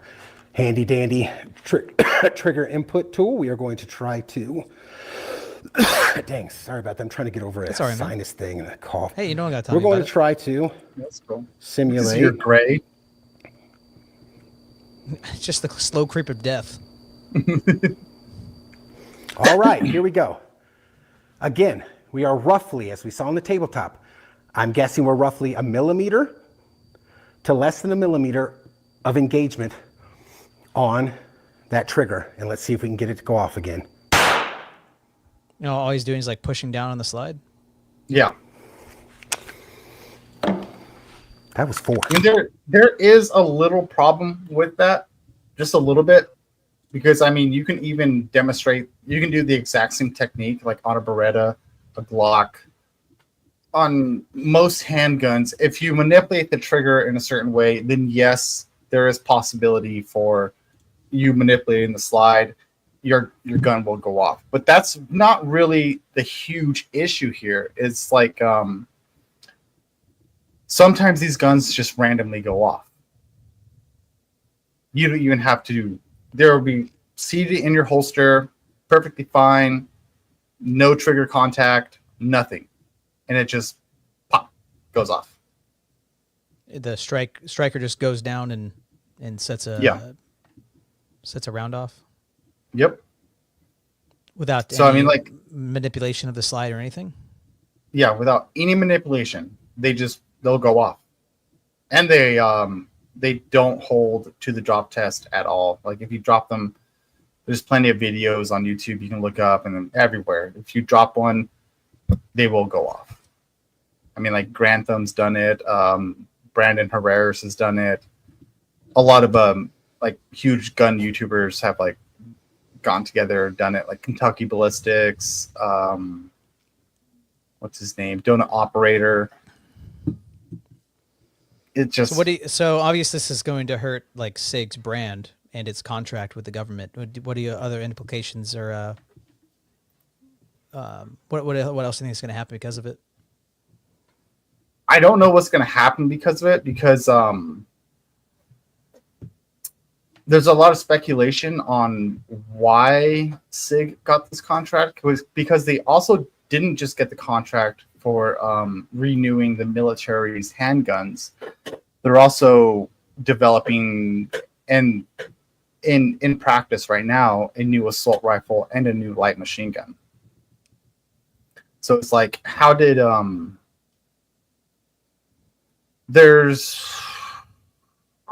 don't know. It's a question, but how did you get this whole, like, how are we able to get all of your guys' weapons, and we are now contracting you to develop our new weapon systems, and they don't work because there's so much stuff on how these guns, they just don't work. There's a lot. Like the new assault rifle, it's just way too heavy. It's way too heavy and My too little big. arms can't take it. Yeah, and especially like if you're a soldier and you got to be like, if your rifle is like 4 more pounds than like what you would be normally carrying, like an M4. Why do we need that? And if your assault rifle, if your light machine gun is like 12 pounds heavier than the last one, like why are we doing this? Like what's the purpose behind this? Because it doesn't Unless make it has sense. some kind of trade-off for the extra weight. The only trade-off there is that the new round that they're, because the military wanted a new round because now body armor has become a whole lot more prevalent rather than just a bunch of hijabs just in their burqas running around. Now everybody has the possibility. Now everyone has the capability of having body armor and stuff like that. So they wanted a new round, a bigger round that would actually penetrate a whole lot better than just like a 5.56, than just your NATO 5.56. So I think it's like it's almost like a 6mm round. If I think it is, I can't remember. I mean, you probably know more about guns than me. I got 3 pew-pews, and I take them out every once in a while. I have it's one of those things. It's like on my back burner of learning more about or getting more guns or whatever, but just not something I can sink some money and time into right now. Yeah, but the military wanted a bigger round, and so SIG made this rifle where it is the AR platform. It does have the AR platform, so it's familiar with the soldiers. We can just give this to you, and it will clean, and you can break it down the exact same way you did the M4. But they're heavier, not as accurate, and they're just kind of pieces of crap. They're made out of aluminum. They're falling apart. You ding them, the metal bends super easily. It's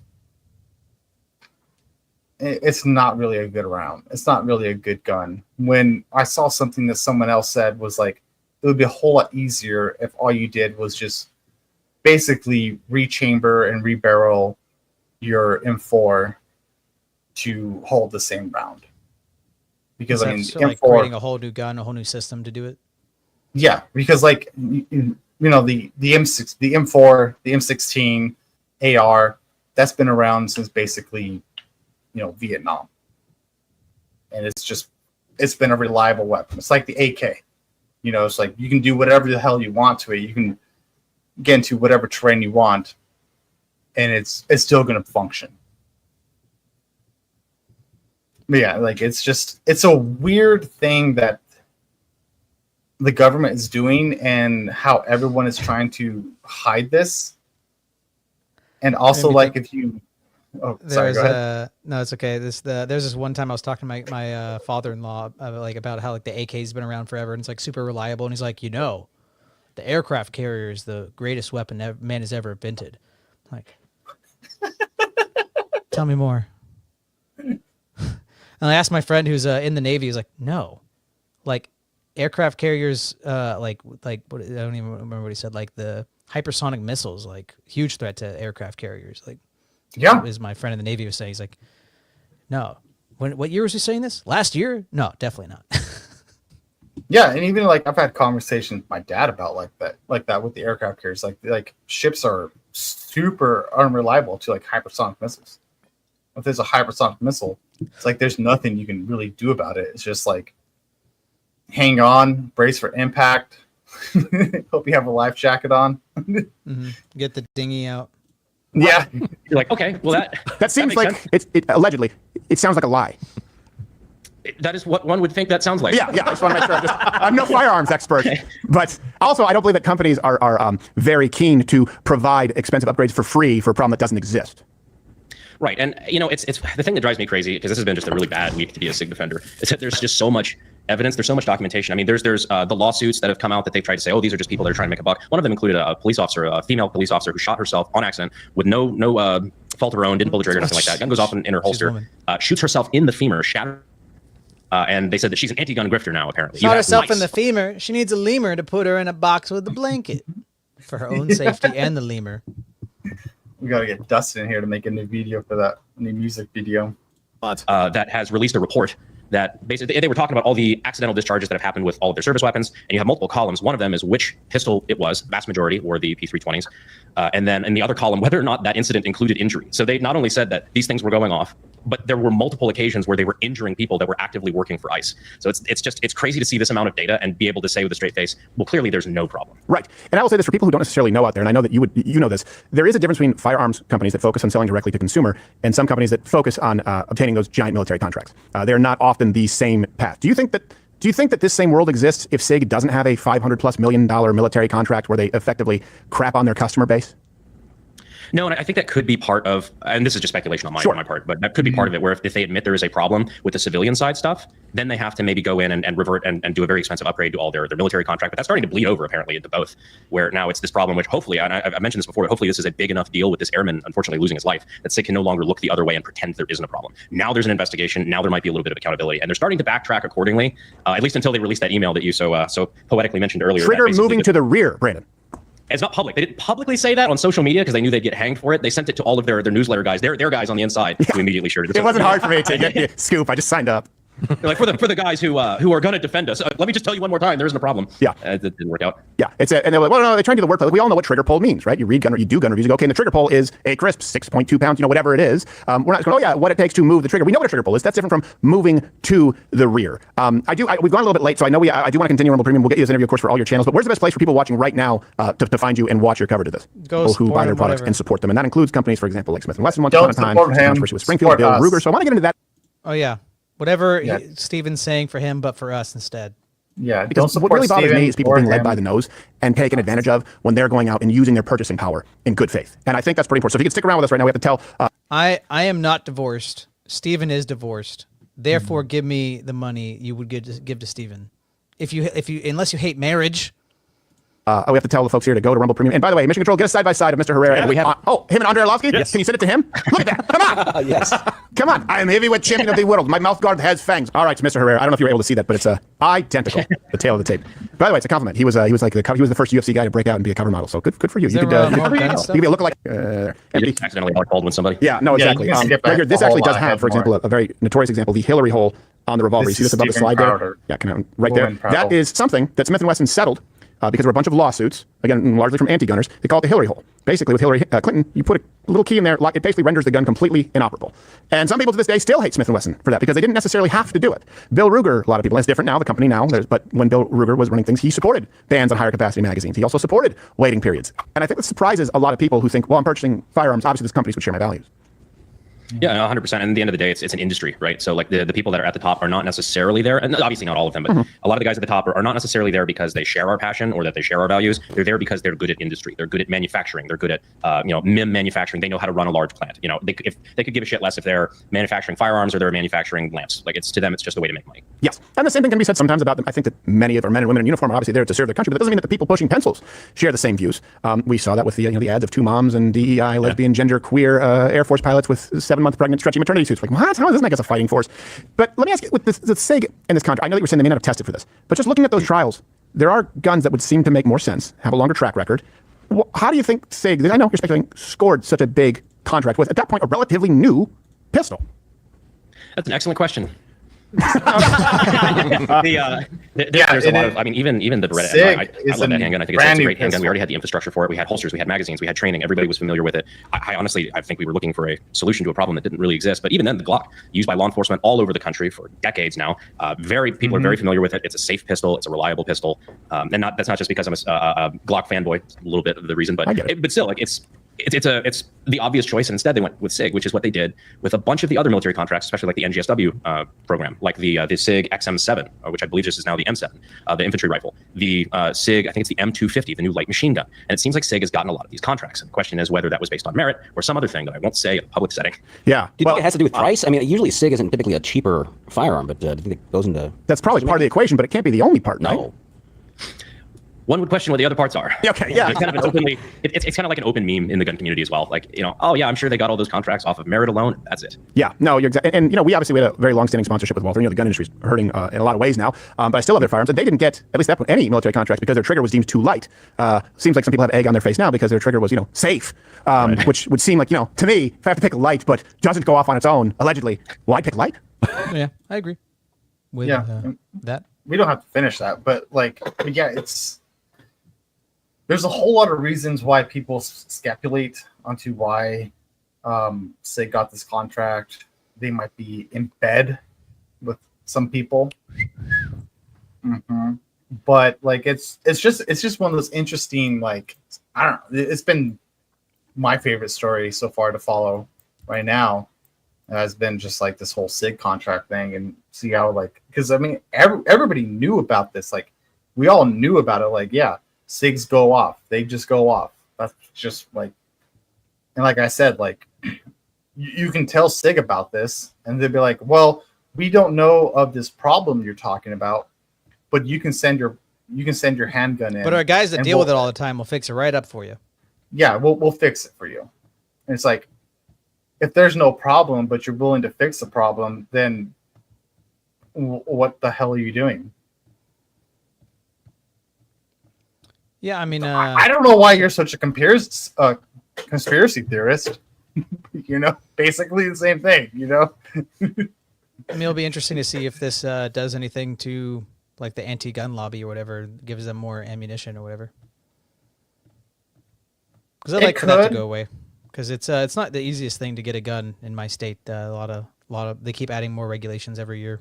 And I think the best way for that to happen is for SIG to actually come out and say, yes, there was a problem, and just, take all the guns off the shelves, go back, do the right thing, rebuild your gun, rebuild it, and be like, yes, here's the same gun, but it is now better, and it doesn't have this problem anymore.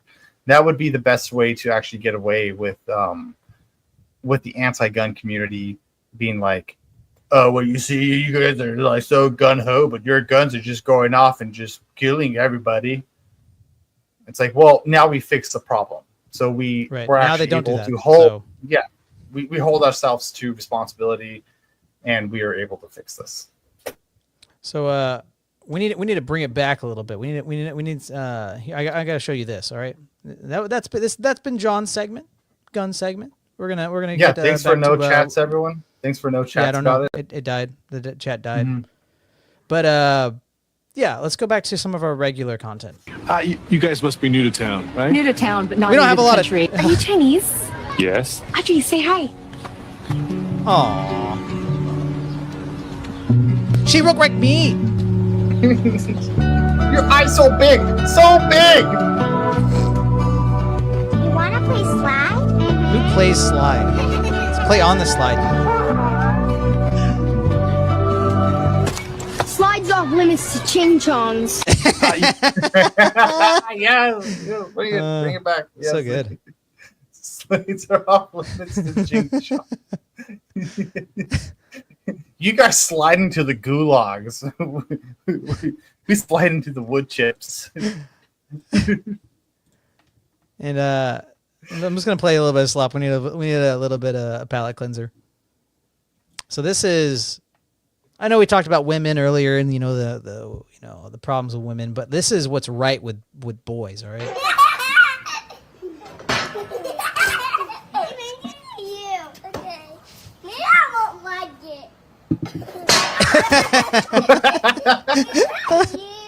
Hours of fun, dude.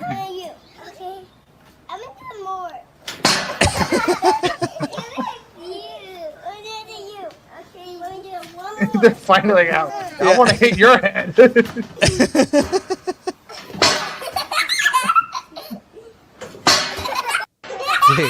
They're gonna be homies for life, man.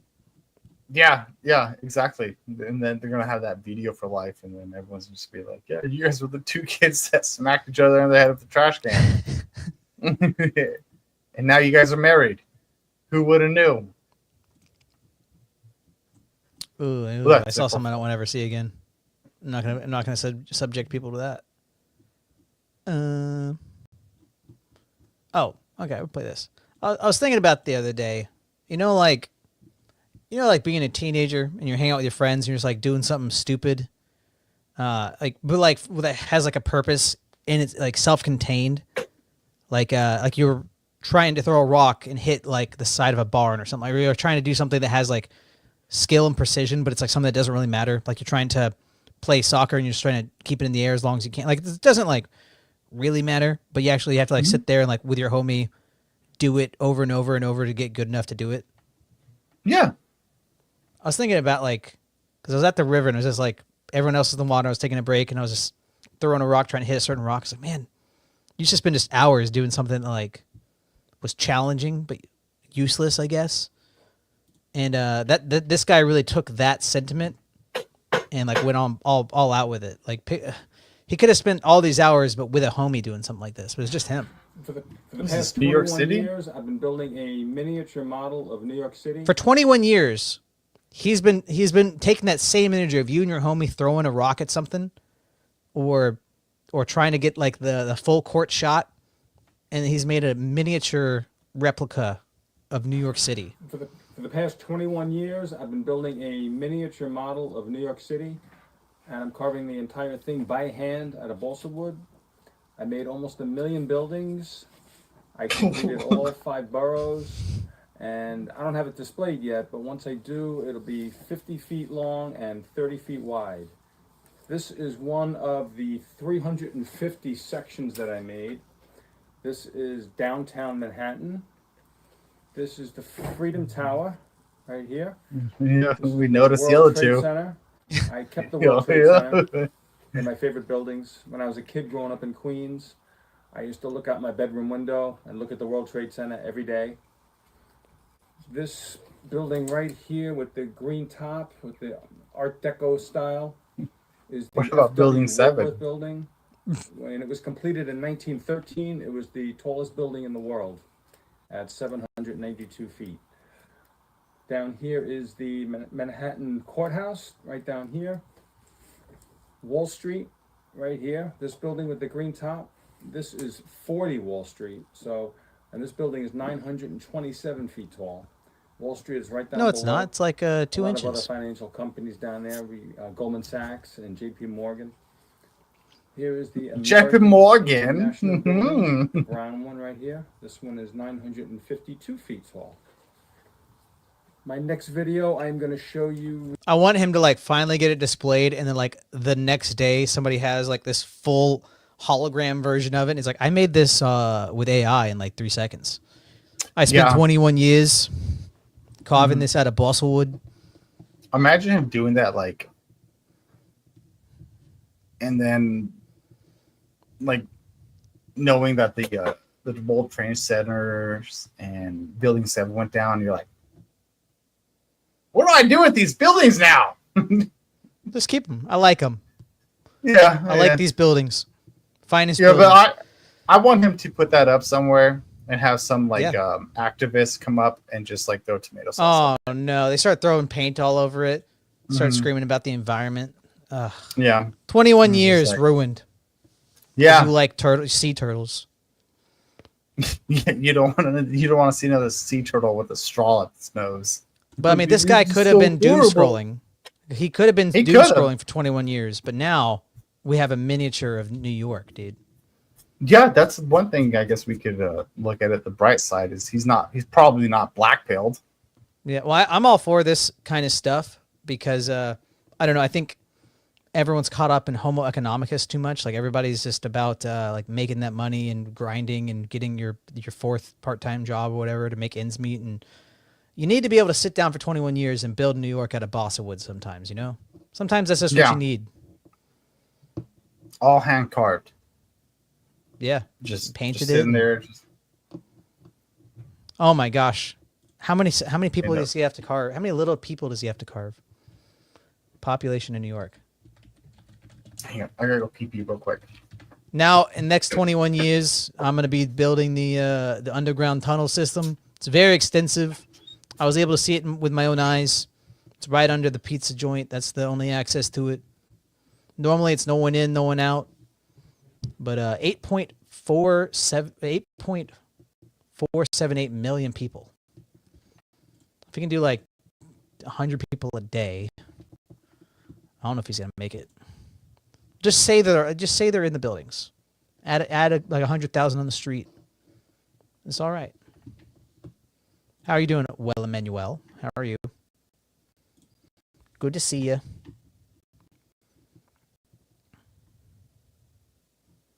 Oh, I mean, okay. Going back to the Homo economicus thing. We have Ben Shapiro saying, "You are Homo economicus. You are not made in the image of God. You are not Homo Deus. You are Homo economicus." Okay?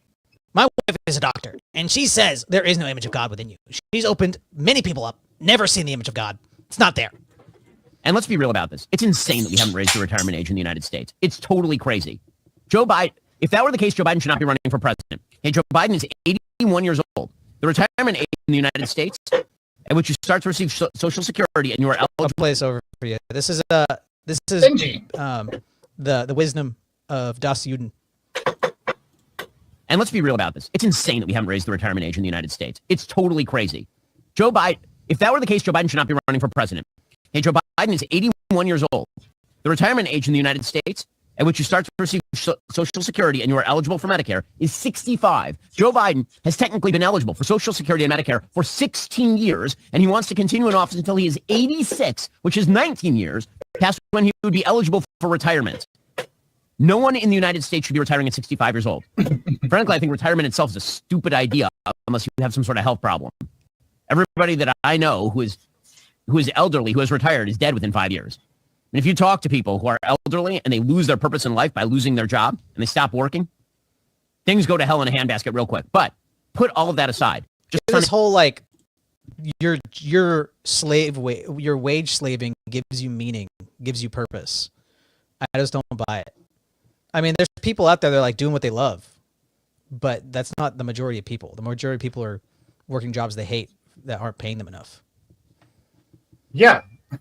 Yeah, like how many people like do you know like actually have like that dream job, you know, where you're just like, you know, if you're not working, if you go to work every day and you're not doing what you love, then how are you even living? It's like, no, we got to do the shit we need to do. Yeah, I mean, I feel like I'm somewhere in the middle. I'm not this stupid.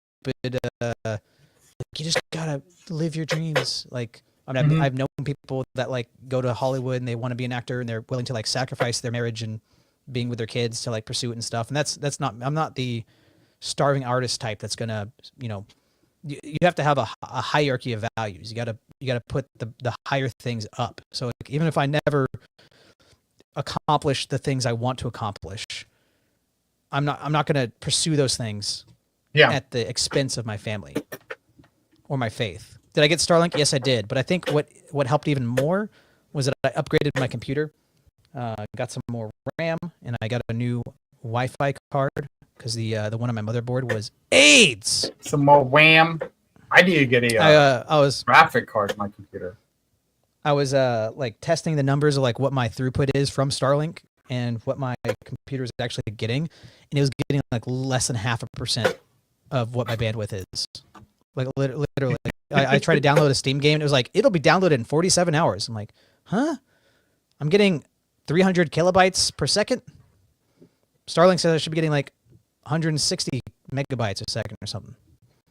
Speaking of gaming, if there's any nerds out there, I just got a a capture card for my Xbox so I can start streaming with that on the computer. But every time I plug it in, I lose all access to internet. I don't know why. I don't know what's going on. That's a well-manual question. He's a tech support. Oh, he's a buddy. Yeah, I think so. He's knowledgeable. Maybe I'll have to hit him up sometime. Let me go hit on If him. that's okay with you, Emmanuel. I won't hit on you, but I'll hit you up. But yeah, I mean, I think you should pursue the. It's one of the, like, I really respect guys that just put their nose to the ground and work the plumber job that they can tolerate or whatever, and like provide for their family. Like, I respect, especially if they got like other stuff going on and they're like volunteering or doing stuff for their church or whatever, and they like find the time to do all that stuff. I mean, it's so hard to find time. I don't know why. I just feel like I'm constantly behind in everything in my life. Like, I'm always just, even though I'm like working all the time, I feel like I'm just playing catch up. Like, I feel like I should be so much further. And maybe I'm just being a bitch. I don't know. I feel like I should be so much further than I am. I know. In a lot of things. I know the exact feeling because, like, what you do here from like the mainstream is like grind, just work. And then when you do that, you're just like, yeah, what am I still doing? I am doing it. Mm-hmm. But that can also be like the trap you fall into. And most of these people, from what I've noticed, is like the people that say grind all the time. They normally did have like a big break, I guess you can say. Where it allowed them to. What was it? The preparedness of your skill and the opportunity met. Mm-hmm. Yeah, and the preparedness for my skill and where opportunity actually met was just that my parents are worth $50 million. That does help. That's that greases the wheels just a little bit. Like, okay, or you could have done something like, like invested in something, and then out of nowhere it just blew Fart up. coins going to the moon, dude. Yeah, exactly. Yeah, and you just do that, but. If anybody else knows the better secret, I'm all ears. I mean, I don't know. It's a lot of it's system building. You got to have a system to automate or create these habits that start pushing the needle in the right direction for it depends on what your goal is. Part of it's hard to figure out what you want to do. Like Sam Hyde says, it's like doing the work. It's not hard. Like, if it's something you want to do and you're after it. Yeah. Like, even if you never get there, like, if you know the path, you can just start walking the path. And it might be hard, you might get discouraged, but you can just get up and keep whittling away. But if you don't know what you're, like, so many guys in their 20s, like, I don't know what I want to do. That's a hard place to be in, because you feel like you're just spinning your wheels and time's going by, and you don't have, I'm 30, I'm gonna be 60. If I double my life, I'm 60, dude. I want to spend the next 30 years of productive life doing the stuff I actually want to do. I don't want to keep wage slaving anymore. Personally, I mean, I would spend my life doing menial labor to provide for my family. 100%, I would do that. I would not just like laze about and be a scum. But I'd rather do the thing that I'd actually care about personally. And it all starts off with making your bed in the morning. If you don't make your bed, you can't criticize the Nazis.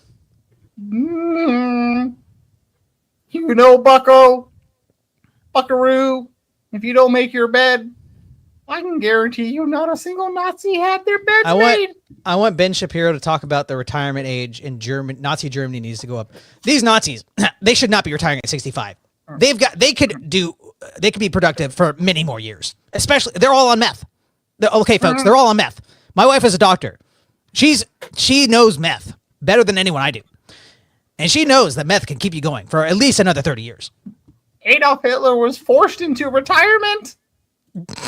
A bullet to the brain sent him to early retirement. But according to who was that? Argentina, whatever they have for a secret service, and they like secret documents coming from Argentina. I don't know what system they have there, but they're like, oh no, but Hitler actually came here. Did you see that? I did not see that. No, I did not. Yeah, apparently there's some. I did not see that, but apparently he the conspiracy theories are correct. He ended up fleeing to Argentina with all of his other officers. But who knows? And who cares? Okay, give me just a second. I'm trying to find. What's your thoughts on Andrew Tate? If you just had to condense it down. He's a funny dude. I like a lot of his stuff. He's funny. Do I think he's really wrong? Yes. He's really wrong. But right? he's funny. And I would be lying if I didn't say if I watched like the average Andrew Tate video, I wouldn't laugh. I want to go back to my my Fartcoin comment. I want to disavow Fartcoin, and I did put all of my life savings into Niggabutt. Everyone go invest into Niggabutt. It's not just me. Freaking Trudeau, Justin Trudeau has like 10 grand in Niggabutt, so you know what's going to the moon. You know what I'm talking about?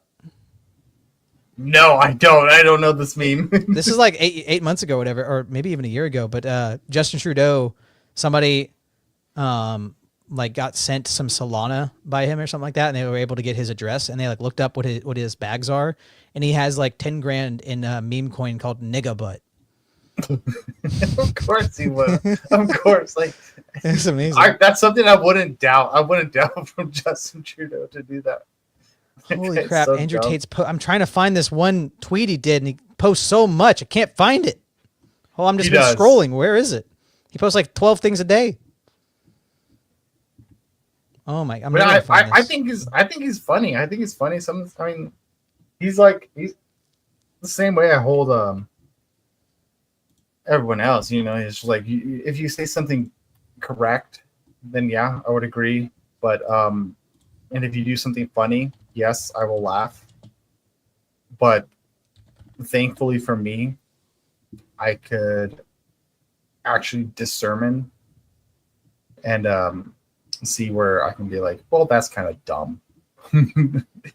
Okay, I'm literally never gonna find this tweet that he did like 10 days ago because he posts too much. But essentially, oh no, you won't. He was saying that like the worst thing about being super rich, 500 million plus, is that there's nothing left to buy. Your money is useless because you've already bought 30 cars and you can already afford to have 10 wives and you have everything you could ever want. What's there left to buy? Like steak? And first off, he's only worth like 20 million or something like that. He's not worth 500 million is what I've come to understand. And second off, it made me go like he's rich, but he's not like that rich. He's not like. It made me go like you're so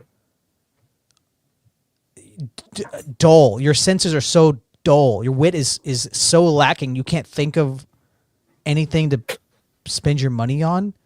You can't think of any good cause or creative thing or something to invest in or helping other people or your own, like what you can't think of things to buy with your money other than steak. And like I read that, I was like, this guy is like, he doesn't realize it, but he's saying I'm retarded. Yeah, I'm too stupid to think of what money is good for. Yeah, there's a lot you can do. Because I mean, yeah. If you were smart enough, put in Niggabutt. Yeah. If you're smart enough, you put your money into something else to make you more money. Have you ever heard of this dude named? How much time do you want to keep going? I got another half hour. Okay, perfect. Let me see if I can find this video. Have you ever heard of this dude named something? Andy Elliott. That's his name. Andy. I don't know. Elliott. He is one of those just world's fastest growing sales trainer. That guy. Yeah, exactly. You know, you're on TRT, you're on Tren, you're just the heck is Tren?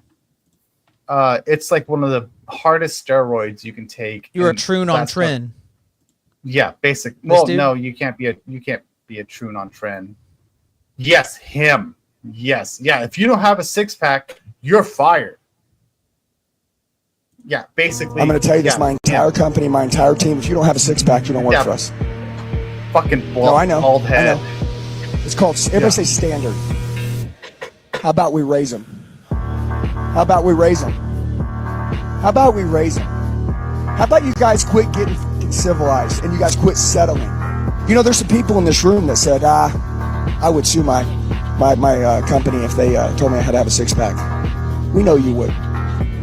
That conversation was for the 1%ers. That wasn't for you. I'm going to tell you this, my entire company. So it's just like vapid machismo, more like Andrew Tate, like fake masculinity stuff. Basically, and there was one video that oh god, I wish I saved it. And I even thought about, like, after I saw it, like a couple hours later, I was like, I should have saved that video for the show. But it was this one, he was like, he came up to someone and he wanted to see his six-pack, and he was like, you know, show me your tummy.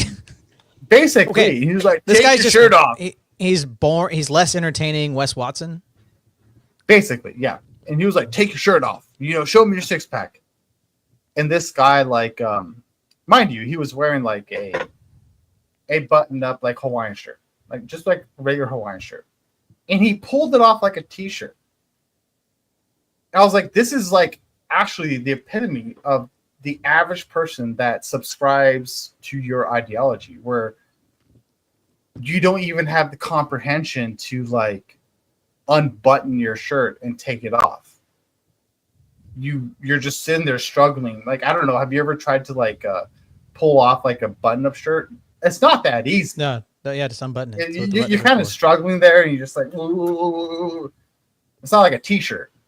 But I'm like, this is like just this is the mindset of the person. He's just like, take your shirt off, and you're just trying to guys pull that off a button-up shirt. unironically listen to this dude are like the guys that like actual self-improvement's like a dream that they feel like they can never obtain. They're not actually like going out and going to the gym. Like they're the guys that go to the gym for a week, like, you know, New Year's, and they stop, right? They're the guys that are like, if I just listen to enough inspirational content, I'll finally stop being a loser. But it's like, no, that you just got to get up and do stuff. You just got to move the needle, bro. I found the video, so I don't have nobody that's actually a 1%er is listening to this nigga. As I'm getting ready to leave Mexico, I was thinking about what I thought this morning and what I think every morning, which is burn their eyes out. Wait, what the hell? What? I really hate Mexicans. Yeah. Hey, well, Manuel, is this where you live? He says in Mexico. You live right over. You live in this one over here. Looks like a friggin' parking garage. This place is ugly. Why do wealthy people like ugly things? There's a whole psychology you can go down on that, and I think that it's just purely materialism, and I think that would be the highest good, and the highest good that materialism can give to you is only modern things. And we've transcended our legacy. Yes, yeah, and we don't like. We don't have the capability of just being like, as horrible as it is, walking on a goat head could be something good. That felt nice. out of left field for me. You've been walking on goat heads? Yes, I have been. I've been walking on them a lot. I do a lot of barefoot walking. I don't like wearing shoes. I don't like wearing pants. I wear shorts instead of pants. Don't let Jason Miranchuk hear you. I've heard of walking on eggshells, but never walking on goat. What'd you say? Goat heads? Goat heads. You know those stickers that look like little goat heads? Oh, I thought you meant like the skull of goats or something. I didn't. No, it's not a religious, like, it's not a ritual. Yeah, I thought it was like a pagan thing or something. I don't know what you're talking about. Just up there. Yeah. Spirit of the goat, come to me. Yeah, give me your aid. Yeah, I found the video. I sent it to you, dude. I sent it. It's. I want to hear about him burning people's eyes out or something. Every morning, which is burn their eyes out. Burn their eyes out. I want you to think about what I just said. Are you burning your competition's eyes out with your winning? Are you physically keeping your word? Actually, literally doing it. Are you gouging their eyes out with your six-pack? If you're doing that, You will burn Only your one competition's percenters can eyes take out. their They won't six do the pack, work. They're out there extend it, talking shit. They grab have no their idea eyeball, what it and takes, pluck it. and they're running their mouth. We don't run our mouth. We burn their eyes out with our winning, and we don't say a freaking word. So I want to tell you guys. Isn't your whole thing about saying a freaking word? Isn't your whole thing about like having? It's like Wes Watson. You just how did this guy get wealth? How did he get wealth? Did he do the knowledge thing where he just like rented a bunch of like nice cars or whatever so he could take videos of it, and then people gave him money because like he's wealthy, and that's how he became wealthy. He's pretending it. Did he put on with our airs? winning, and we don't say a freaking word. So I want to tell you guys, if you're ready to torture your haters, torture them on a level that has never been done, do what you say you're going to do. Wake up today, every day, until they bury you in the ground, and I want you to say, burn their freaking eyes out. Why? Burn their I mean, like, eyes out. Yeah. I feel like Jim Bob says this a lot, like especially, or like maybe Andrew Wilson, but like, why? What's the point of it? Like, why get super wealthy? Why get super ripped? What? And you're just gonna die. You're just gonna die, bro. You're gonna be buried in the ground. What's it all for? I guarantee you, he probably spends somewhere between 5 and 15K on just supplements and steroids alone, just to keep that body. Oh yeah, I mean he's held together with duct tape. Yeah. Mm-hmm. Yeah, I guarantee you. So I'm natty, bro. Get off. Oh no. Come on, Steve. You see? Steve, come here. We're gonna make a deal with Steve. Okay, listen. I'm gonna give Steve To the count of 10. $10,000. Okay? Listen. If you don't have a six-pack in 10 seconds, I will burn your eyes out. You're fired if you don't have a six-pack in 10 seconds. Days, which will give you When I 4 say months, fired, I mean which he's burning not your that eyes out out. of shape. Okay, he can get a 6-pack. Okay, now who thinks Steve can do it? All right, you're gonna take Ooh, I'm dead inside. Okay, good. I love it. Hey, I mean this. Steve, take your shirt off. If your body isn't immaculate and your soul is dead on the inside, you're not living. A six-pack isn't. Dude, to hold a six-pack is like. What's his there's body fat so percentage? much work. That's at least probably like. I would say over 30.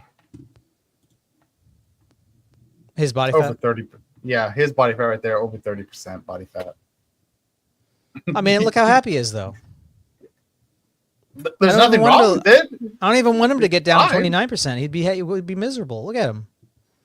Have you He's ever leading him held down the road to perdition. He's going to Have have you a ever held- six-pack and have dead fish eyes. Have you ever held yourself at like 6% body fat or maybe No. like 10% body fat? It's the I don't worst think thing so. ever. Don't Oh yeah, it's ever not do healthy, it. right? Don't isn't like the sweet spot like 13 or 16 or something? Yeah, because your body starts cannibalizing itself because there's nothing for your body to feed on. You're just like, it just starts eating your muscles and you're just like, you can't eat. You're just like eating walnuts for breakfast. You can't even drink coffee. You can barely drink water. And then like for lunch, it's just like, yeah, you can have maybe like 2 ounces of meat, but everything It's else like has anorexia to be for a men. supplement. Yeah, basically. Yeah, everything else has to be a supplement. You have to drink like 4 protein shakes in a day just so that your body has enough protein. But you can't eat the protein because if you eat the protein, then it turns into body fat. And then you lose your six-pack, and then you like lose your definition, and then you're just like, and then everybody knows you're then. As soon as that happens, everyone's just like, "Wow, you're just a fat fuck, dude. Look how fat you are. Look how fat healthy you are. you got healthy." Just yeah, it's just like, oh, no, it's horrible. That's why like my thing is just like, just get on steroids, everyone. I have done that. Don't do it. Yeah, probably not. TRT maybe when you're like 40, 50. After the childbearing years. Yeah. Does that mess after up your that. swimmers? It will. Yes, it will. It Yes, right. Yeah. Yeah, That's why like definitely not. all these there's what's called the Trend Twins. They started taking Trembolol at I think it was like 14, 15, around that age, which is basically one of the highest steroids there are. Like that's for like the most experienced. You're like you're Mr. Olympia, you know, you're taking home the Arnold at that point. And they start taking that, and then they're like now like in their early or mid 20s, something like that, and they released like their blood work and testosterone and their sperm count stats, and it's just gone, and you'll never get that back. Right. You'll never get it back. It's horrible. I mean, well, I know we're all full of microplastics and red dye 40, but just eat better, drink raw milk, work out, don't stuff yourself, do jujitsu. Do jujitsu, yeah. Have babies. That's the one thing you should do. I'll get there. I believe in you. I believe in you. So going back to the Homo economicus, Elijah Schaefer says, I'm 32 years old, and all the therapy in the world wouldn't keep me alive if I was this much of a deadbeat at this age. Daydream, I fell asleep amid the flowers for a couple of hours on a beautiful day. Daydream, I dream of you amid the flowers for a couple of hours. Such a beautiful day. I dream of a place. So it's a guy in his 30s, presumably, I don't know, late 20s, early 30s. And he lives with his, 32. He lives with his mom and dad. That he doesn't pay rent or utilities. He has some streaming service, no car payment. Hopefully he's not doing OnlyFans or something stupid. Car insurance. He pays for gas, $200 for gas. Where's he going? What are you driving, dude? Therapy, $320. I'm gonna say cut that out. That's useless. Yeah. Cut that out before you turn into a woman. Mental health what? therapy and cut both those out. You don't need either of those. What's a mental health provider? What's the medication? Is that the TRT? $300 TRT is way more than $70. You can cut that. Maybe that's what the mental health. I don't know, the therapy. I don't know. It's a hormone therapy. Gym, $260 for a gym feels like a lot. Is he doing like a trainer? Yeah, because I mean, it's like what? It's like $30 a month for a gym membership. Yeah, it's like mine's like 40 or something. Yeah, mine's like 30, dude, and that's all you do is you just pay $30 a month and show up. Exactly. I mean, you can buy like some bands or a jump rope or something or some like deadlift straps, but so his grand total of monthly expenses is $1,348, and I personally don't see a whole lot wrong with the concept of living with your parents. I mean, what do you think? Hello, a crisis king. Hey.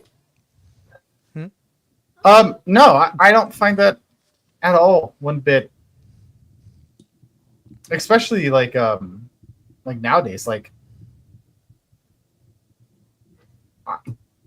this is probably something you haven't done in a long, long time. But I mean, like if you were like going to look at like an apartment, like a decent apartment somewhere, it's going to be about somewhere between like $1,200 to even like $2,200 a month. Well, people's like average rent around my area is like $2,800 a month or something. Yeah, like for and that's not even including like your utilities and groceries, all your other stuff that renters you need insurance. to have. Yeah, it's absolutely wild. I mean, So here I in know- California, it's just crazy, dude. I understand the like going out there and make it on your own and pay, blazing your trail, whatever. But I honestly see the boomer mindset of like you're 18 now, I'm no longer your parent is just another way to keep us in the homo economicus mindset of the hamster wheel, like with inflation and in the fiat currency system, how it keeps the people at the lowest on the hamster wheel the longest, keeps them the goal of them trying to progress financially is it gets further and further away.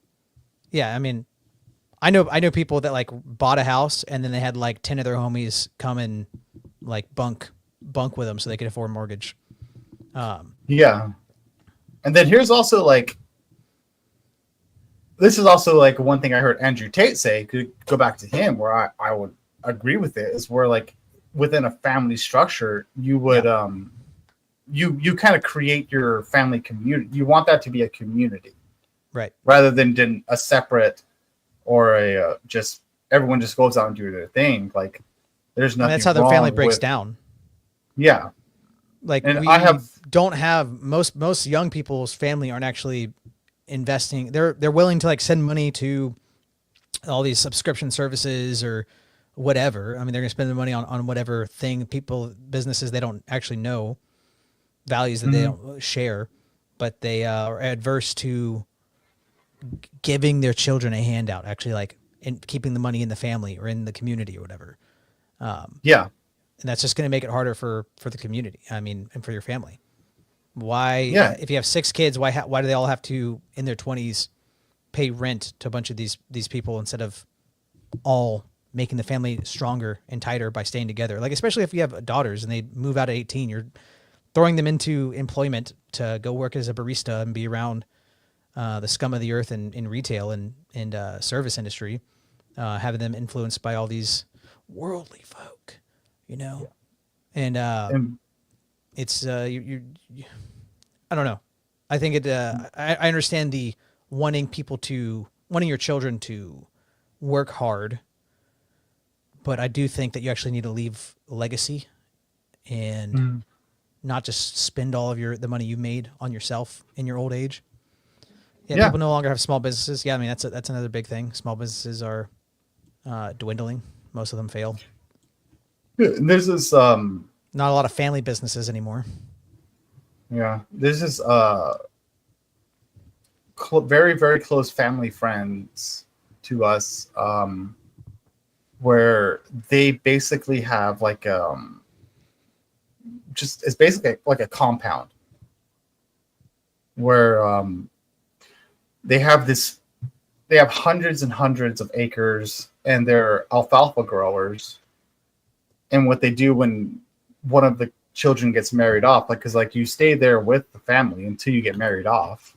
And then once you get married off, all they do is build a house on the property. Right. And that's where you live. And you end up just helping out the family with the alfalfa fields. And you just basically become a farmer. Yeah. And that's what they do for a living. All they do is sell alfalfa. They sell hay. That sounds like it's probably a pretty strong family, right? Yeah. They're super tight, crazy family. White folk need to get tight. on the alfalfa bandwagon because this whole you're 18, I only want to see you on the holidays thing is not working out. Absolutely not. No, it's not. It's not. We already been down that road. We see the and that's how what happens. You get Ben Shapiro gets his way, and people can't retire at 65. If this guy actually did retire when he was 55 because he had 12 kids that were able to take on the farm after him. So it was just... Then he could work on his memoirs. All he does is smoke a pipe and just like, no, you're doing this wrong. You're doing this wrong. He's just like, shut up! Alfalfa's not that hard. Yeah, we've been doing this already, Dad. It's like, oh, you're still doing it wrong after 25 years. As Sam Hyde says, money is your life's blood. It's what you trade your time, your effort, your energy, your attention into. You get crystallized life blood. It's power that you can move around. You can do good with it. You can do ill with it. It amplifies your intentions. And if you're scattering your children to the wind to all go pay $2,200 to go paycheck to paycheck, your family's efficacy to have power in the world to use for good is dwindled. It's being siphoned to landlords. Yeah, I don't see like. Yeah, And 100%. especially, Selling like, your if- kids if as slaves, wage slaves. Yeah, and especially if you have like a destination where you want to go and you're actually pursuing that, I don't see what's wrong with you like living with your parents and you're obviously helping them out in whatever means you can, but you're collectivating yourself to actually then just be like, okay, I'm ready to go. We're good. It's not just like, all right, you're like you said, you're 18. Yep. You work I at think there's Burger this- King. I think there's this middle ground because on one hand you have the boomers that are like, I disown you. I'm no longer parenting you. I'm no longer investing in you. Go off and make something of yourself without any assistance from me. And then you have the opposite trend of the trust fund kid that gets everything he wants, doesn't have to struggle, doesn't have to grow. That's when you have the pattern of the father who sets off, makes his own thing, builds a business, is successful, hands it down to his son, who doesn't innovate but maintains the legacy, and then the grandchild that totally blows everything because the grandkid didn't see the grandfather actually struggling and getting through it. He just saw his dad maintaining, and then he's used to the wealth, and then it's squandered. So I think there's got to be some middle form where you actually can have the legacy being passed down without instilling a complacency or the lack of growth. There has to be a middle ground. And I mean, I want to leave my kids, obviously, like I want to give them the faith. I want to instill values into them. Because one thing I feel like I didn't get a lot was my dad really wanted to, his stated goal over and over was, I want you to know that I love you. And that's good. But he didn't teach me skills. He didn't pour into me and like, what is it like to be a man? How do you be a man in the world? And how do you do things? Like I didn't get any skills because my dad had no skills. He's like a carpenter and he's done a bunch of different stuff. And I just never, like my older brother got that. And part of it, I don't blame him entirely because my oldest brother got really sick when I was 7. And so like when I was growing up for the time I was like, hey, I want to, I want to be beside you doing stuff.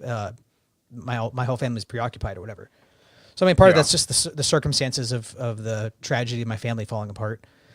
But that's something I like the lack in my life in that regard. I feel like I spent most of my 20s feeling like a fool, being around other men, feeling incompetent, and like learning skills by putting myself in uncomfortable situations. Like I know I don't know much about this. I know I'm not used to this, but eventually just like, okay, by 30, I feel like I've gotten a lot more skills. I'm a lot more competent, and I feel like I should, if my family was functional, I feel like where I should have been at when I was like 18.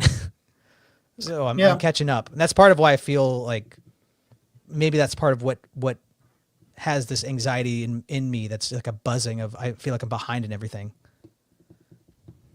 True. Yeah, I believe that too. No, I agree. Yeah, like I have sympathy and empathy for my parents of what they went through and the tragedy, but like my parents just totally checked out. And as a man, you can't buckle like that. You have to. It's like I'm learning that with jiu-jitsu, where it's like you feel like so tired after like your 6th sparring session, and like the bell's going off, and you have to get up and just go, and you just have to force your body, even though like part of you, the bitch inside of you, is saying you can't go on. Like, yeah, you can. Just do it. Just do it. You just have to do it. What Andrew Tate says. You just have to have discipline. Just go. That is actually one of the main. I would say is one of the main things that what is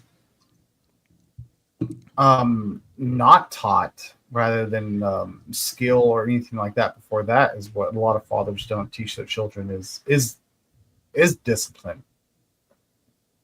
And how to actually use yourself and to be able to perform. Because I mean, I can teach you any trade in the world, but if you don't know how to discipline yourself and how to applicate that, then it's all worthless. Mm-hmm. You have to have the willingness to feel like an apprentice. You have to have the willingness to go like, I'm incompetent, help me. You have to have that humility. You have I've to. seen so many tradesmen fall with that. Where You have to go like, I know I'm gonna get better, and I know I'm not where I'm at, and this sucks. I don't like this feeling. But like just like in jiu-jitsu, like you're tired, you want to just lay there and rest, you want to breathe, you want to get some water. Like no, the clock rang, you got to go. Yeah, and because like once you start off like as a journeyman tradesman, you know, like you don't do anything. All you do is you walk around with a broom and a dustpan, and you just clean up stuff. You do the grunt work. Yeah, you just clean up stuff. And then if somebody notices that you're actually a good cleaner, you can clean something up good, then they'll be like, hey, come watch me. That's all you're going to do. You're just going to watch me. You're not going to do anything. And I'm just going to kind of just talk to you how the processes work. Just talking to you. And another thing, I'm sure you might recognize this. Like because I was, you know, like 3 years ago, I had my own business and I was doing contracting work, building stuff, building decks and doing tiling and stuff like that. And like having guys work for me, and it was like I had to tell them, like, explain this is what we're doing, and I'd like have them just do a job, and I come back and it's like they weren't actually looking at it. It's like they had to be told, you know, this is the goal, and to get there is A, and then B, and then C, and then D. It felt like they weren't actually able to fill in the gaps of like, okay, no, I actually have to like, you know, pick up the trash, and then I have to like clean the surface before I do this. It's like they weren't able to actually engage with it. They needed to be walked through and like handed every single little thing. Yeah, and it's crazy. And like I said, like, I've seen so many people fall just because like, oh, this fucking old guy thinks he knows a whole lot more than I do. Well, he does. Yeah, he does. I bet he doesn't even know like. I bet he doesn't even know what a BBL is. Yeah, you don't even know what sit smell is. Or the fucking way. But like there's just like he can't even operate his phone. He doesn't know anything. You know, he's still just like he has a flip phone. He's just some old fucking dude who doesn't know anything, man. Like, what do you know that I don't know? It's like go find out. Maybe a lot, you know. And I'm not saying that all of them are a whole lot, because I know a lot of people that I've learned from, especially in skill wise, that are just a whole lot smarter than me in their skill. But then I can be like, well, you're kind of dumb in these areas. But yeah. But it's like if your goal is to build this skill set, then why wouldn't you find your master? You know, or I mean, that's just ego. So, I mean, that guy is Yeah. like, this guy doesn't know. He's like, he told you you're being an idiot, and now you're being a wimp on top of being an idiot. Yeah, just accept it. Yeah, just accept. Say it. yes, sensei. I am retarded and gay. Help me. Yes, it is fine. It is fine for you. You will not lose a man card if you get yelled at by somebody or whatever. You're gonna be fine. I promise you. In about 4 hours, if you're not an emotional little girl, then you will actually forget about it. Actually, both of you will forget about it. It'll be like it never happened. You'll just I've been move cussed on. so many times. I mean, that's another thing I've dealt with guys my age or younger than me, is like not being able to move past simple things like arguments or just having a chip on their shoulder. Like instead of getting to work, it's just about how the guy, like what he said to me or whatever. Just not being able to get over stuff. Yeah, it's kind of a crazy thing to think about. It's just like, yeah, we had an argument. We're just like, oh, whoa. Oh, you want to hop on, Tollable? I got to hold on to this for 30 years. Yeah, hop on, dude. He volunteers. Well, I'm about to hop off. I mean, maybe later I'll maybe start streaming some more. But as long as I don't scare you, Toilet Bowl. As long as I don't scare you, I don't want to scare you away. It's not my intention. But I was thinking, so like you have. I am tired. You have the boomer, cut the kid out, don't support them, don't parent them, and then you have the other lack of parenting where you do give them some financial aid or help them in the business, but they don't experience adversity, they're not ready for it, and then they squander everything. What do you think like the middle path is? Like how do you actually help them without infantilizing them? Infantilizing.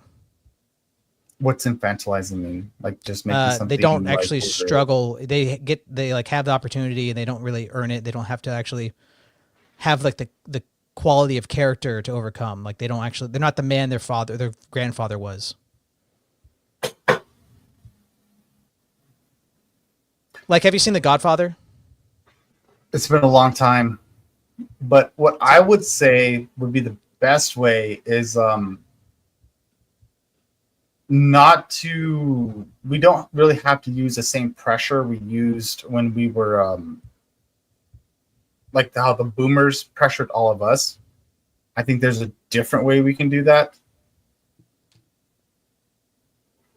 But I still think through grit is what makes a man able to do this. Like, yes, I can give you easier ways now, but I don't need to make you go through what my great grandfather went through to learn how to be a problem. Well, also like now that our family has built something, it's not. I couldn't give you what Granddad went through. He didn't have to. We have the business. You don't have to build it from the ground up. You don't have to go out every day and hit the pavement or whatever. Like we already did that groundwork. Yeah. So there's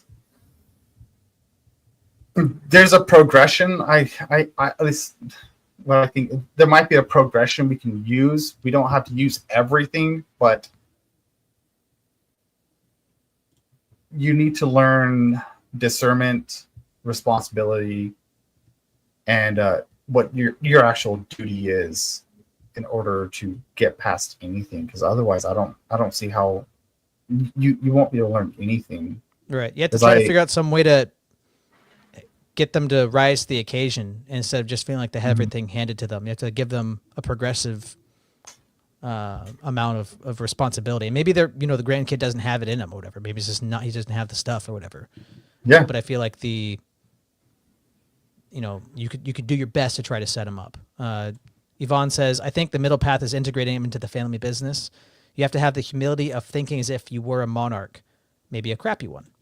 You should feel a responsibility of integrating them into a body where they can serve instead of being a floating atom. Yeah, I think it's like, instead of like, if I was going to give my children an inheritance, like each child an inheritance, I was thinking like, instead of just like, they're 18, here's everything, here's all the stuff I'm going to give you, or you're going to get it when I die. Like having I don't even know what the criteria is necessarily, but like seeing that, okay, you're ready. It took you to 25, but now you're ready. And here's your inheritance, or here's half of your inheritance. You've been talking about this business. You have groundwork laid out. You've been trying to make contacts, and now I'm going to invest. Your inheritance is my investment, and you can squander it if you want, but I'm actually going to put fuel on the fire that I see that's been kindled, instead of just like, oh, here's a thing, like here's your right or whatever. And I think like you should invest in your kids, but I feel like you have to do it intelligently. You can't just. I mean, I've heard so many stories of people getting, $100K or whatever from their parents dying or something, inheritance, and then like it's gone in a year and a half, and they're like, where the heck did it go? Yeah. And I think a good way to build up character within like a child, like at a very young age, which is one thing I can look back at the way my parents did it, and actually like I can't find any fault within it, is they forced us into things. Like they forced us into sports, they forced us into music, they forced us into at 6 years old, you're going to start playing piano, and you're going to play piano until you're 12 years old. And you have no choice in the matter. After you're 12 years old, if you think it's good for you, that you can keep going on, if you're progressing good enough, okay. Or if you would like to learn something differently, okay. But you're going to do this, and you're going to be upheld to like the the practice standards that your teacher gives you. You're going to be upheld to go into a recital and actually having a good recital. You need to win it. And if you're going to go, and when you go into sports, you're forced into sports and you're going to play these sports to the best of your ability. I mean, and there's caveats. Rise up, children. Yeah. And if overthrow the bourgeois bourgeoisie. Yeah, and like you know, like if they obviously see that you're incapable of doing it within like a certain amount of time, then my parents, they did the same thing with my brother. They're like, yeah, you can't do this, and we're not going to force you to do this embarrassment of you just failing and failing and failing. Yep. But you're going to do this, and you're going to give it the best you can, and you need to learn like what it's like to fall flat in your face, and you need to learn how to get up and actually. Right. So I wish my parents had put me more stuff, piano recitals or whatever. Like I just wish I had spent less time. I don't know. It's weird because like there's this balance of like you want your kid to be a kid, and you don't want to like put all this pressure. But I mean, I was pretty free range, and it would have been nice to, now that I'm in my productive years, to have a little bit more groundwork. We were pretty free range as well. Part of the issue is liberalism gave people an out for having the whole societal fabric breakdown. Yeah, it's true. Mm-hmm. So, man, I think you should at least have a baseline of like, if your kid goes into football, like you can't quit the middle of the season. You have to at least see the season out, and then you can make a decision. You know, once the pressure's off, and like you're in the out season, do you want to go back? I feel like that it should be at least something like you can't let them bitch out. I feel like you should. I don't know. Like if you have to play piano, it's just one of those dangers of like you can make your kid hate something even if they become really good at it. Like I know a couple of people that are really good at piano, way better. I wish I was as good as them, but they don't like it. Mm-hmm. Yeah, and that was like the way that my parents did the same thing too. It's like my older brother, he couldn't play football or baseball worth a crap. He couldn't. He just didn't have the coordination. He was just like. It was embarrassing going to the games, and we're just like, are you trying? He's just like, I'm trying. And my parents were like, okay, we're not going to put you into this next season, but you have to finish the season because you're not allowed to quit. You have to finish the season out. You're not just going to be a quitter. Okay. Like, yes, we see it. Okay. But then when they like started pushing more into like they're like, oh, what is something that would interest you that you would like to progress? He's like, I like robots. And they're like, all right, into a robotic class you go. Right. They went to our college, like our local community college here, and they're like, can our son, he's 15 years old, can he just come here? And they're like, yeah. And then we need somebody with a dustpan. Yeah, but then like now that's his thing. Now that's what he does. He's like an IT tech dude, robotics dude, does all this stuff for the government now. But he wouldn't know that without like failing at something to finally realize like, okay, we get this. And also our parents wouldn't have realized it either. But I don't know. There's so many different ways on how to do it, but it's like the same way like Jay Dyer talks about like epistemology, where there's only so many starting points to have an epistemology.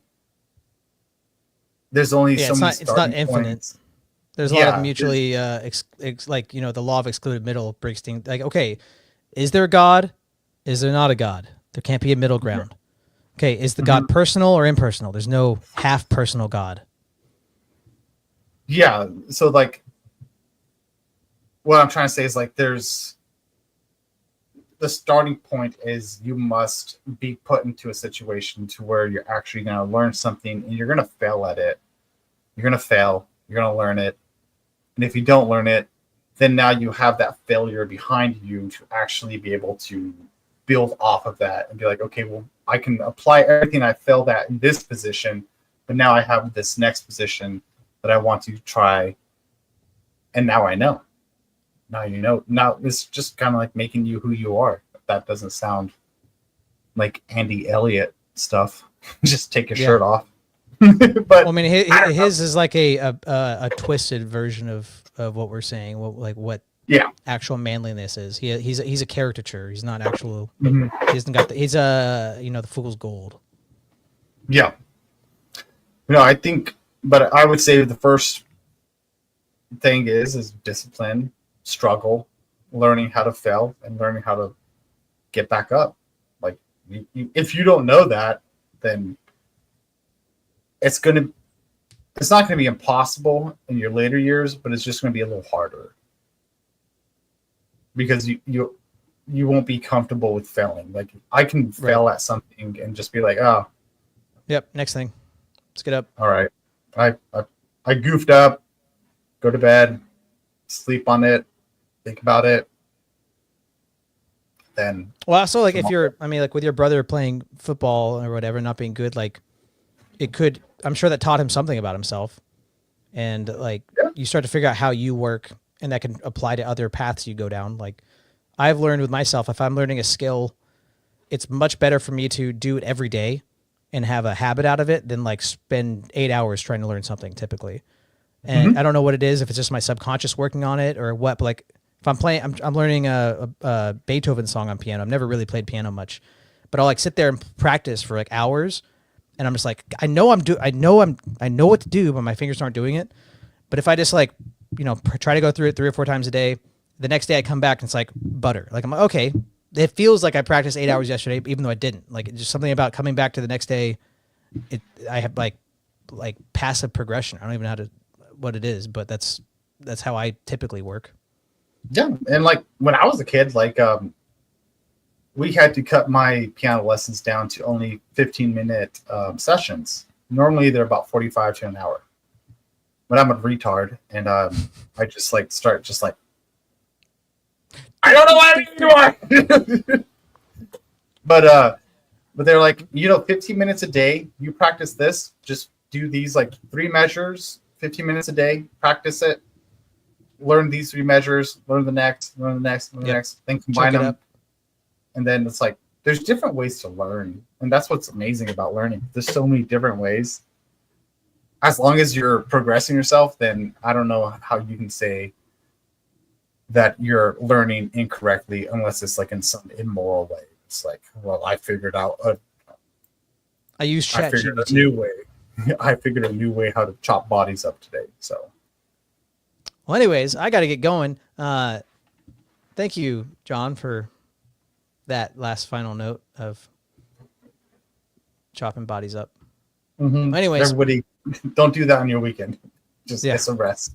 Don't do it on your honeymoon either. All right, everybody. Yeah. Good night. Good night. Sleep tight.